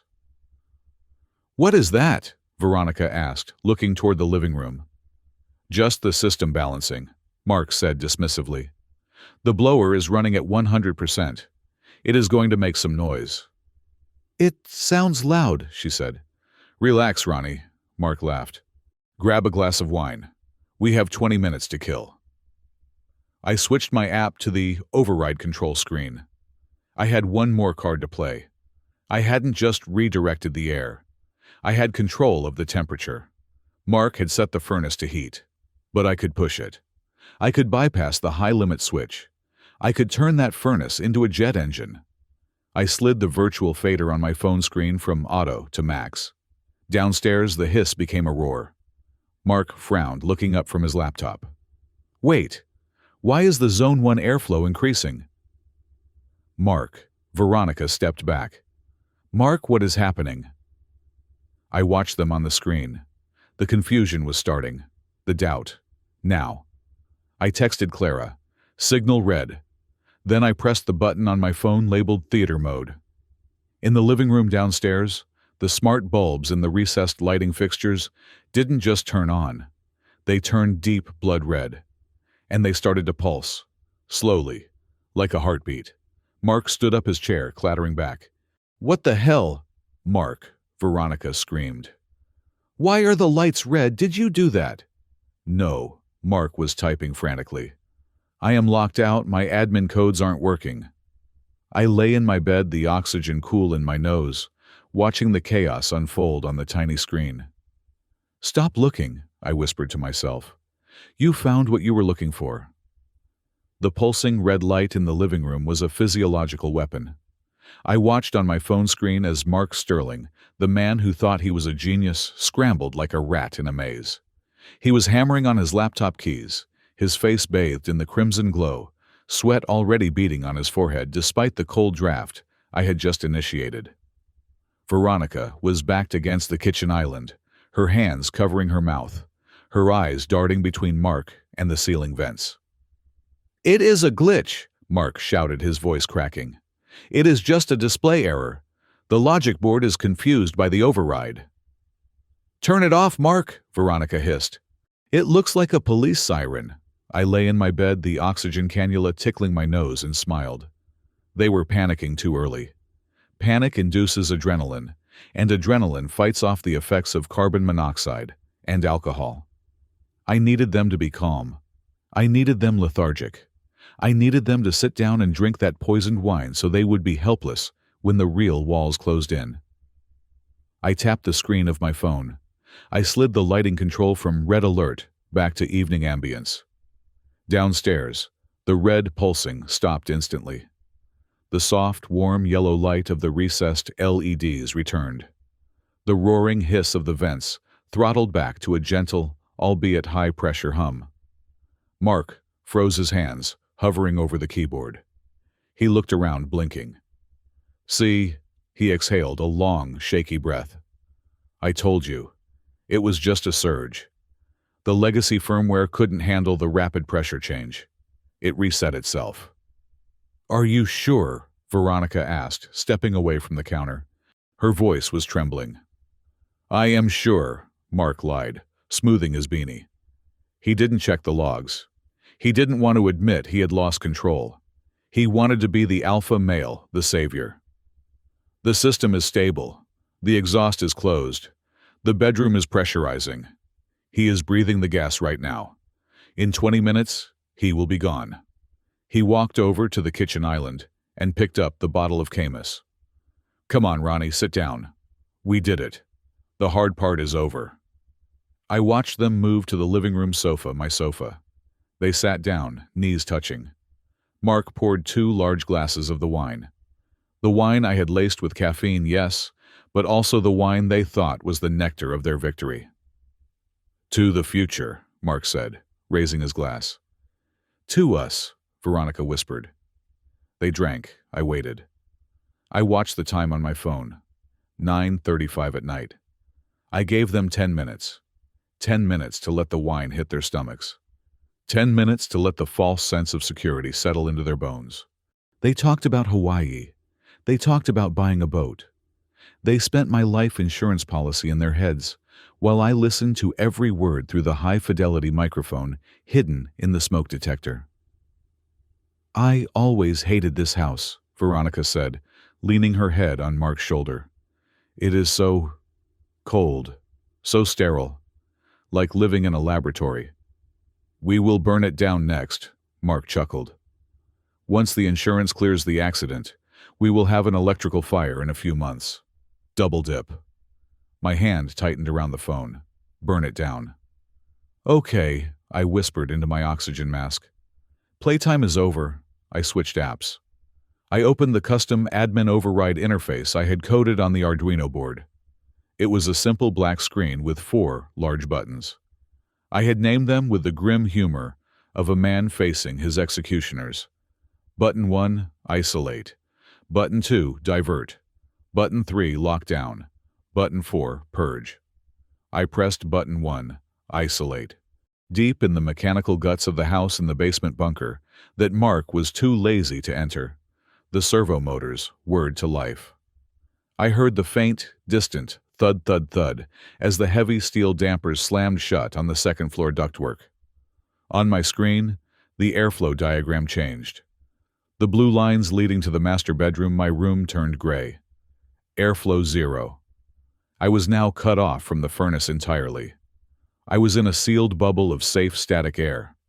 Mark and Veronica didn't notice. They were too busy kissing. I pressed button to divert. This was the kill shot, the command I had hardwired into the bypass. In the basement, the main exhaust valve, the one Mark thought he had closed, snapped open. But the diverter gear, the one I had installed with the microcontroller, shifted 90 degrees. Instead of venting the deadly carbon monoxide and unburnt hydrocarbons out of the roof flue, the system rerouted the entire exhaust stream into the Zone 1 supply plenum. Zone 1 was the living room. The furnace roared. It wasn't the smooth whoosh of heated air anymore. It was a guttural mechanical growl as the blower motor forced the heavy toxic exhaust gases through the undersized vents. In the living room, the air changed instantly. The candles on the coffee table flickered violently. A smell hit them, Not the odorless CO, but the sharp, acrid tang of unburnt fuel and hot metal that accompanies a dirty burn. Mark pulled away from Veronica, sniffing the air. "What is that smell?" "It smells like exhaust," Veronica said, wrinkling her nose. "It is just the backdraft," Mark said, though he looked uneasy. "The wind outside must be pushing some of it down the chimney. It is fine." He rubbed his temples. "Man, this wine is strong. I feel a little lightheaded." "Me too," Veronica said, touching her forehead. "It is really warm in here, Mark." It was warm. I had bypassed the high-limit switch. I was pumping 110-degree air laced with lethal gas directly into their faces. I pressed button 3 lockdown. This was my favorite feature. I had installed electromagnetic locks on every exterior door and reinforced shutter on the ground floor 3 years ago, after a series of break-ins in the neighborhood. They were rated to withstand 5,000 pounds of force. Clack. The sound was sharp and synchronized, echoing through the house like a gunshot. Mark jumped up. "What was that?" Clack, clack, clack. The sound came from the front door, then the back slider, then the garage entry. The heavy deadbolt slid home, driven by powerful solenoids. The steel shutters on the living room windows began to descend, rolling down with a mechanical grind that sounded like a prison gate closing. "The shutters!" Veronica screamed, standing up. "Why are the shutters closing?" "I didn't do that," Mark yelled. He grabbed his laptop, his fingers flying across the trackpad. "The system is locking down. It thinks there is a security breach." "Open them!" she shrieked. "Mark, open the doors!" "I am trying," Mark shouted. "My codes. They are not working. It says system busy." He ran to the front door and grabbed the handle. He pulled. It didn't budge. He twisted the manual thumb turn lock. It spun freely, disconnected from the mechanism. The maglocks were engaged. Physics was holding that door shut, not mechanics. He ran to the window. The steel shutter was fully down. He banged on it with his fist. Solid metal. They were trapped, sealed in a box that was rapidly filling with poison. Mark stumbled as he turned back to the room. He grabbed the back of the sofa to steady himself. "Whoa," he slurred. "My head. I am dizzy. Really dizzy." "Mark," Veronica whimpered, sinking back onto the couch. "I don't feel good. I want to sleep." "No," Mark slapped her cheek hard. "Don't sleep. It is the gas. The gas is in here. The system. It reversed." He looked up at the ceiling vent, horror dawning on his face. "He reversed it. The crazy old bastard reversed it." "Who?" Veronica mumbled, her eyes drooping. "Robert," Mark screamed. "He is doing this." He grabbed his phone to call for help, to call the police, to call anyone. But he stopped. What would he say? "Help, the murder weapon I built is killing me." My phone buzzed in my hand. It was time. I opened my messaging app. I typed a single line. To Veronica. I hit send. Downstairs, amidst the roaring wind of the furnace and the panic, a cheerful chime sounded. Ding-dong. Veronica frowned, her movements sluggish. She reached into her pocket and pulled out her phone. She squinted at the screen, her brain struggling to process the light. It is Robert," she whispered. Mark froze. "What?" "He texted me," she said, holding the phone up with a shaking hand. Mark snatched the phone from her. He looked at the screen. "The system is working well, Mark. The airflow seems optimal." Mark's face went white. Whiter than the snow outside. He dropped the phone as if it burned him. He looked up at the ceiling, his eyes wild, searching for the hidden cameras he hadn't found. "He knows," Mark whispered. "He is not asleep. He is watching us." He scrambled back to his laptop. "I can fix this. I can override the override. I am an engineer. I am better than him." He hammered the keys. Come on, come on." I watched him on my screen. He was trying to access the root directory. I decided to send him a little message of his own. I used the broadcast feature on the Arduino. I pushed a text string directly to the display output of the smart home hub, which his laptop was mirroring. Mark gasped. "What?" Veronica asked, trying to stand up but failing. "What does it say?" Mark stared at his laptop screen. The code had vanished. The dashboard had vanished. In their place, blinking in bright terminal green text against a black background, was a status report. System: Vanguard Sentinel user. Husband status: active target intruders. Co-level critical. Active. Mark choked out. User active. He is awake. He has the controls. Mark lunged for his bag, pulling out a heavy wrench. He ran to the front door and started smashing the handle. Clang, clang, clang. It was useless. I had reinforced those doors with steel cores. He was just making noise. He turned to the window. Clang. The shutter didn't even dent. He was trapped in the machine. "Robert!" Veronica screamed, looking up at the ceiling. "Robert, stop it! Please, I am sorry! Open the door!" I didn't answer. I pressed the button on my phone marked Red Alert. This time I didn't let it pulse. I set it to solid high-intensity crimson. The living room was instantly bathed in the color of blood. The sudden shift in lighting was disorienting. It made the shadows stark and deep. And then I killed the sound. I cut the fan speed on the furnace to 10%, just enough to keep the gas flowing but quiet enough to hear a pin drop. The roar vanished. The room went dead silent. No alarm, no siren. Just the heavy, suffocating silence of a sealed tomb lit in red. Mark dropped the wrench. It clattered loudly on the hardwood floor. He swayed, clutching his chest. The carbon monoxide was binding to his hemoglobin, starving his brain of oxygen. The confusion was setting in. "Mark," Veronica whispered, her voice sounding small and terrified in the red silence. "I can't breathe." "He is killing us," Mark rasped, sliding down the door to sit on the floor. "He is executing us." I took a deep breath of pure, cool oxygen from my tank. "Not executing," I whispered to the empty bedroom. Auditing, I checked the time. 10 o'clock at night. I picked up the iPad I had connected to the high-fidelity audio system. I had one more feature to demonstrate, the intercom. I tapped the microphone icon. My voice didn't come out of the small speakers. It was routed through the home theater system, including the subwoofer. "Mark?" I said. Downstairs, the sound of my voice was godlike. It resonated in their chests, deep and booming, surrounding them from every direction. They both flinched, looking around in terror. "You missed a variable, Mark?" I said. My voice calm, professional, detached. "You checked the software. You checked the valves. But you forgot to check the man." "Robert!" Veronica screamed, crawling toward the center of the room. "Let us out. Please, we are dying." "You are not dying yet," I said. "You are just experiencing a system failure. Tell me, Mark, what is the protocol for a critical failure in a hazardous environment?" Mark looked up, his eyes glassy. He coughed. "Shut down," he wheezed. "Emergency shutdown." "Correct," I said. "But I can't shut it down, Mark, because I don't have the admin code. You changed it. Remember."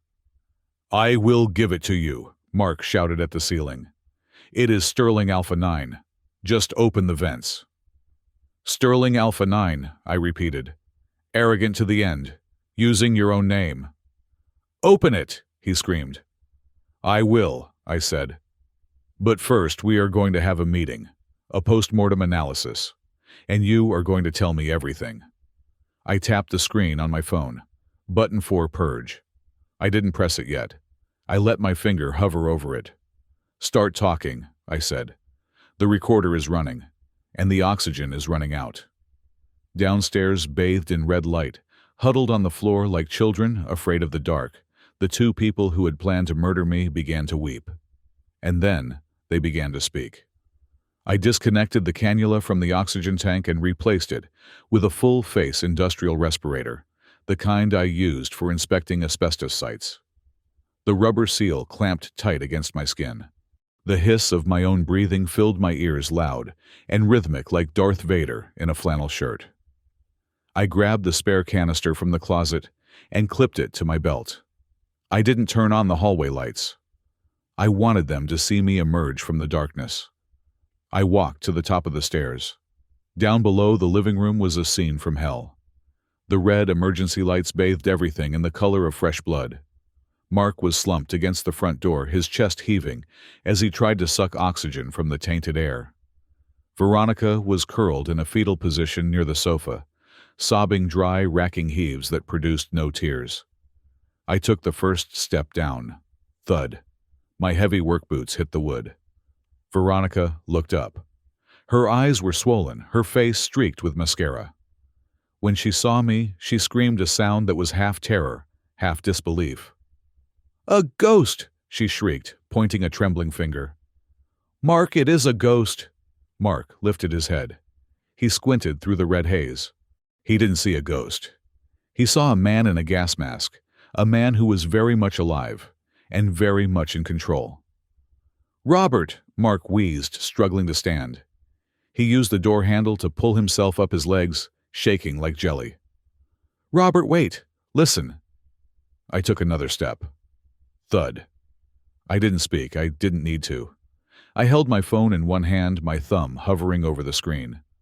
I reached the bottom of the stairs and stood on the landing looking down at them like a judge on a dais. The mask hid my expression, stripping away my humanity. To them, I was just a faceless force of retribution. I tapped the intercom button on my phone again. "You forgot the first rule of engineering, Mark." My voice boomed through the speakers, distorted slightly by the mask and the amplification. "Always build a failsafe."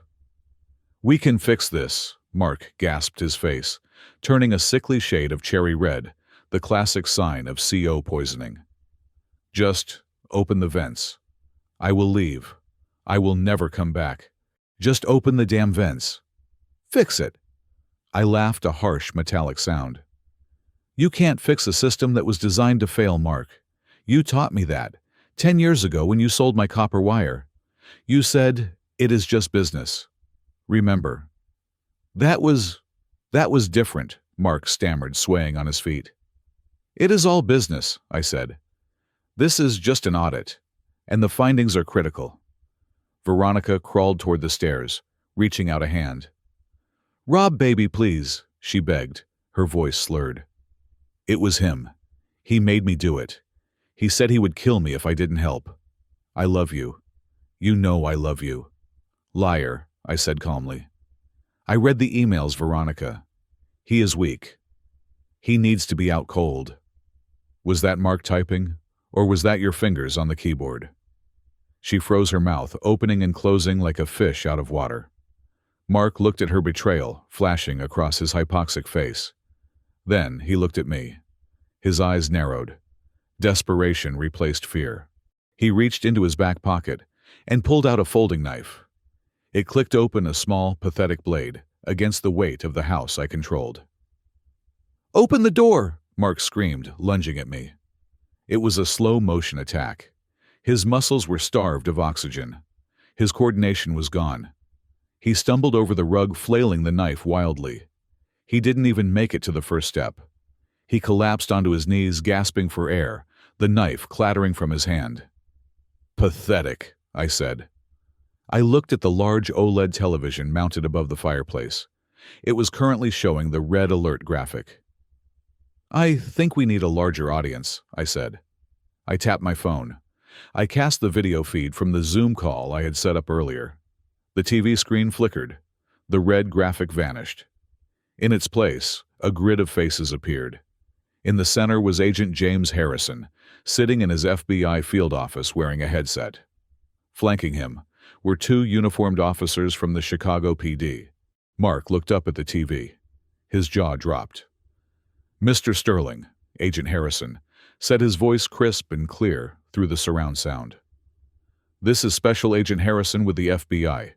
You are currently being recorded live. We have been listening for the last 40 minutes. Mark made a sound like a dying animal.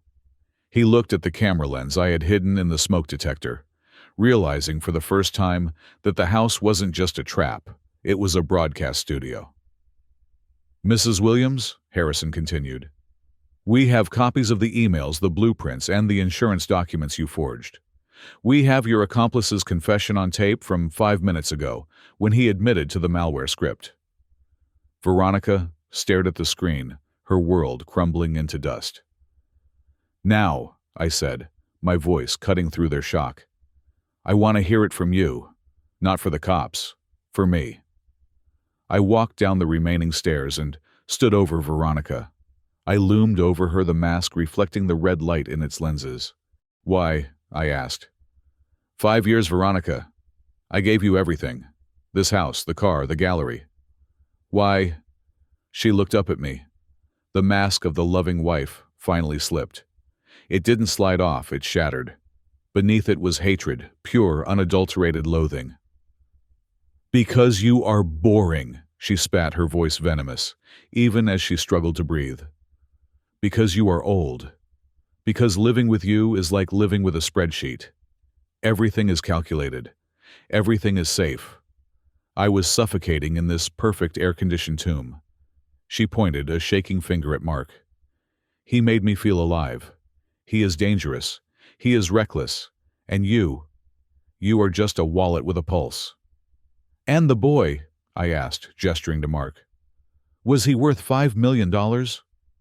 "He was worth a ticket out of here," she screamed, her face contorted.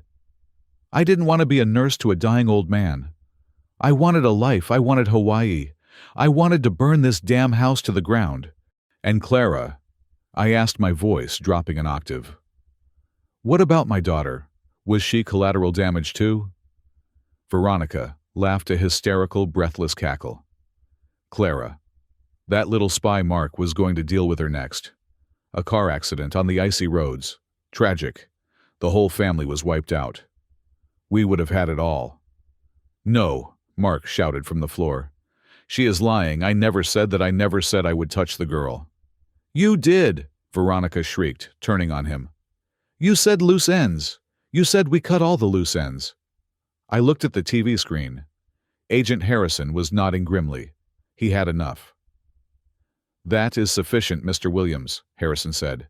"We have intent, conspiracy, and confession. Disengage the system." I looked down at the two people who had planned to erase my existence. They were broken. They were gasping. They were defeated. I felt nothing. No joy. No triumph. Just the cold satisfaction of a balanced equation. "System," I said loud enough for the voice activation to pick up. "Purge mode." I tapped the button for purge on my phone. The red lights turned instantly to a bright clinical white. The furnace roared again, but this time the pitch changed. The dampers slammed open. The exhaust valve closed. The intake vents threw themselves wide. Fresh, freezing cold air from outside blasted into the living room at maximum velocity. It swirled the curtains, blowing the stench of the exhaust away. Clack. The magnetic locks on the front door disengaged. Whoosh. The steel shutters began to roll up. I walked to the front door and pulled it open. The storm outside howled, throwing snow into the foyer. But through the whiteout, I saw the flashing blue and red lights of the cavalry. 3 police cruisers and an ambulance were parked in the driveway. Officers in tactical gear were running toward the house, weapons drawn. And behind them, running through the snow without a coat, was Clara. I pulled off my gas mask and let it drop to the floor. "Clear!" I shouted to the officers, raising my hands. "The air is clearing. Suspects are secured in the living room." The police swarmed past me. "Get on the ground now!" an officer screamed at Mark. Mark didn't fight. He rolled onto his stomach, putting his hands behind his head, surrendering to the handcuffs.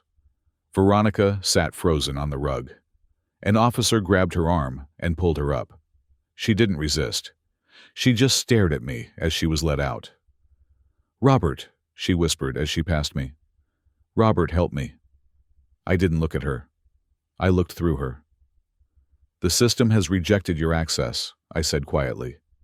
She was dragged out into the snow, her silk dress fluttering in the wind, her diamonds catching the flashing police lights. Then Clara hit me. It wasn't a punch. It was a collision. She slammed into my chest, wrapping her arms around me so tight I thought she might crack a rib. She was sobbing uncontrollably. "Dad," she cried, burying her face in my flannel shirt. "Dad, you are alive. You are okay."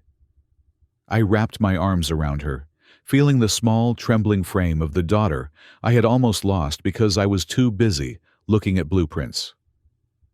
"I am okay," I whispered into her hair. "I am safe. We are safe." Agent Harrison walked up the driveway, stepping over the snowdrifts. He stopped in front of me, looking at the chaos, then at the house. "Hell of a system you got there, Rob," he said, shaking his head. "Remind me never to come over for dinner." "It has a few bugs," I said, a tired smile touching my lips. "I think I'm going to decommission it." "Good idea," Harrison said. "We'll need your statement, obviously, and the recordings." "You will have everything," I said. "Just give me a minute." I looked back into the living room. The bright white lights were harsh, revealing the mess. The overturned chair, the dropped knife, the spilled wine on the rug. It was just a house. It was wood drywall and wire. It wasn't a sanctuary. It never had been. I looked at Clara. "Let's go," I said. "Let's get out of here." "Where?" she asked, wiping her eyes. "Anywhere," I said. "Anywhere that doesn't have a smart lock." As we walked down the driveway, leaving the flashing lights behind, I took my phone out of my pocket. I opened the Smart Home app one last time. I scrolled to the bottom of the settings page. System shut down. I pressed it. Behind me, the lights in the house went black. The furnace stopped. The hum of the servers died. The house went dark and silent, just a hollow shell in the storm. The machine was off. But I was finally awake. The red and blue lights of the police cruisers strobed against the falling snow, creating a chaotic kaleidoscope on the white lawn. I stood on the porch, the cold wind biting at my exposed face, watching the end of my former life being loaded into the back of a squad car. Veronica was not going quietly. As the reality of the handcuffs set in, the shock wore off, replaced by a primal, desperate rage. She screamed my name over and over, her voice cracking in the frigid air. "Robert, look at me. You can't do this. I am your wife," she thrashed against the officer, holding her arm, her boots slipping on the ice. She looked wild, her hair matted with sweat and snow, her expensive silk dress ruined. She looked nothing like the polished, elegant woman I had shared a bed with for 5 years. She looked like a trapped animal. Mark Sterling was already in the other car, head bowed, defeated. He knew the math. He knew there was no equation that ended with him walking free. "Robert!" Veronica shrieked again as the officer pushed her head down to guide her into the back seat. Tell them it was a mistake."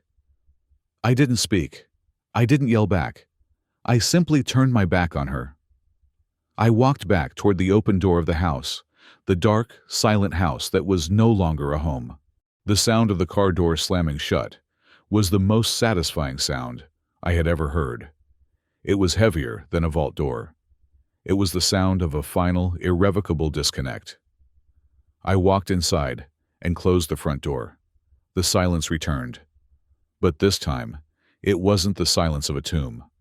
It was the silence of a clean slate. The legal process that followed was a slow, grinding machine, but it was efficient. Unlike the emotional chaos of betrayal, the law operates on facts, and I had provided them with a mountain of data. The trial took place 6 months later. It was the sensation of the Chicago courts. The media dubbed it the smart home murder plot. I attended every single day. I sat in the front row, wearing my best suit, flanked by Clara. I wanted them to see me. I wanted them to look at the man they thought was weak and see that he was still standing. The prosecution's case was devastating. They played the audio from the warehouse where Clara had hidden. They displayed the emails from Veronica's laptop.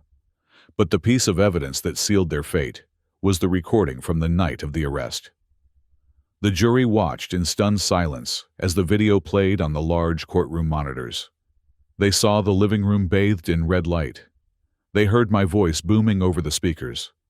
They heard Veronica confess to everything: the greed, the hatred, the plan to kill Clara. When the defense attorney tried to argue that Veronica was coerced, that I had terrorized her into a false confession, the prosecutor simply pointed to the emails written days before. The terror was real, the prosecutor said, but the intent to kill started long before the lights turned red. The judge was a stern woman who had no patience for technicalities. She looked at Mark and Veronica with undisguised disgust.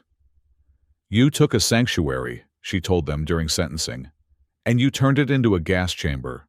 You used the very air your family breathed as a weapon. That is not just attempted murder. That is domestic terrorism."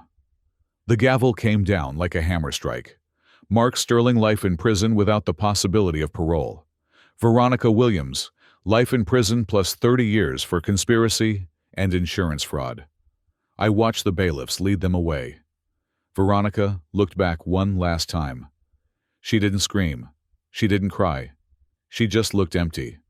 The firewall she had built around her own conscience had finally collapsed, and there was nothing left inside. I walked out of the courthouse and took a deep breath of the city air. It smelled of exhaust and hot asphalt, but to me, it smelled like freedom. The divorce was finalized a week later. I didn't want anything from her. I scrubbed her name from my accounts, from my will, from my life. Then, I sold the house. The real estate agent was excited. She kept talking about the state-of-the-art features and the integrated automation. She told me I could get a premium price for the technology. I laughed. It was a dry, humorless sound. "Rip it out," I told her. "Excuse me," she asked, blinking.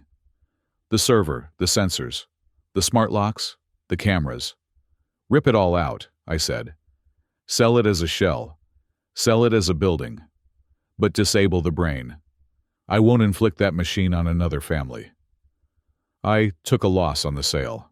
I didn't care. I took the check for the equity, a substantial sum even after the loss, and I walked away. I retired from Vanguard Dynamics 2 weeks later. My boss tried to keep me. He offered me a raise, a promotion, and a sabbatical. He said the company needed my mind. "My mind is tired," I told him, "and I am done building cages for other people." I bought a small place in the country, near a lake about an hour outside the city. It is an old farmhouse. It has wooden floors that creak. It has drafty windows. It has a mechanical thermostat with a mercury switch that clicks when you turn it. The door lock is a deadbolt that requires a physical brass key. If I lose the key, I have to break a window. There is no keypad. There is no voice activation. There is no cloud backup. It is imperfect, and it is perfect. I spend my days doing things that require my hands, not my code. I bought a fishing boat. I spend hours on the lake, staring at the water, waiting for a bite. Fishing is an analog pursuit. There is no algorithm for where the bass are biting. You have to feel the line. You have to read the water. I learned to cook. Real cooking. Chopping vegetables with a knife, smelling the onions. Sautéing in butter, tasting the sauce. No precise temperature controls. Just heat and time and instinct. But I didn't disappear completely. Clara and I had a long talk about the money, the $5 million Veronica tried to steal, and the money from the house sale. We decided we couldn't just spend it on ourselves. It felt like blood money. We needed to wash it clean. We started a consultancy firm called the Silver Shield. It is not a tech company. It is a protection agency for the elderly. We work with families to audit the lives of their older relatives, not just their finances, but their relationships. We look for the predators. We look for the Veronicas and the Marks who prey on loneliness. We look for the sudden new friends, the romantic interests who appear out of nowhere, the caregivers who isolate their patients. Clara handles the client relations. She is brilliant at it. She listens to them. She treats them like people, not assets. I handle the audits. I look at the patterns. I look for the anomalies in the bank statements, the subtle shifts in behavior, the cracks in the stories. I use my paranoia for good. I have caught 3 con artists in the last 6 months. I have saved 4 families from losing everything. It is satisfying work, but it is hard. Every time I see a 60-year-old man looking at a young, beautiful woman with adoring, trusting eyes, I see myself. I see the fool I was. And I have to be the one to break his heart to save his life. Sometimes, late at night when the farmhouse is quiet and the wind blows off the lake, I sit on my porch and think about the lesson. It wasn't a lesson about engineering. It wasn't about carbon monoxide or ventilation shafts. I light a pipe, a habit I picked up recently, and I watch the smoke curl into the darkness. For 40 years, I was a master of systems. I believed that if you built the walls thick enough, if you wrote the code tight enough, you could be safe. I believed that safety was a product of control. I was wrong. The greatest danger didn't come from a flaw in the firewall or a weak bolt in the foundation. It came from the person sleeping next to me. It came from my own desperate need to be loved, my own blindness to the reality of who she was.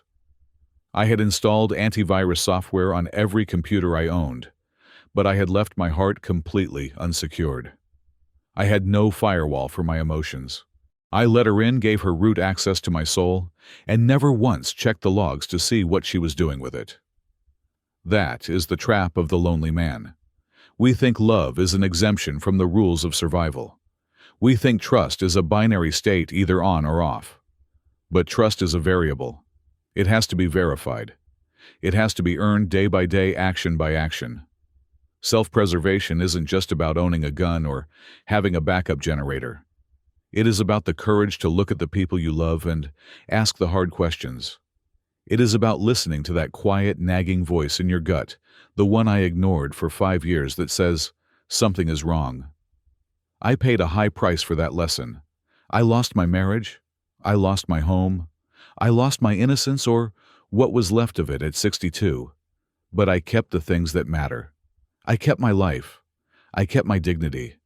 And most importantly, I kept my daughter. My phone buzzed on the table beside me. It was an old flip phone. I don't use smartphones anymore. I picked it up. A text message from Clara. Dad, you okay? I looked at the screen. I smiled. In the past, I would have lectured her about safety protocols. I would have asked for a status report. I would have engineered a response. Now I just type the truth. Dad is safe. We are safe. I closed the phone and set it down. The lake was calm. The stars were bright.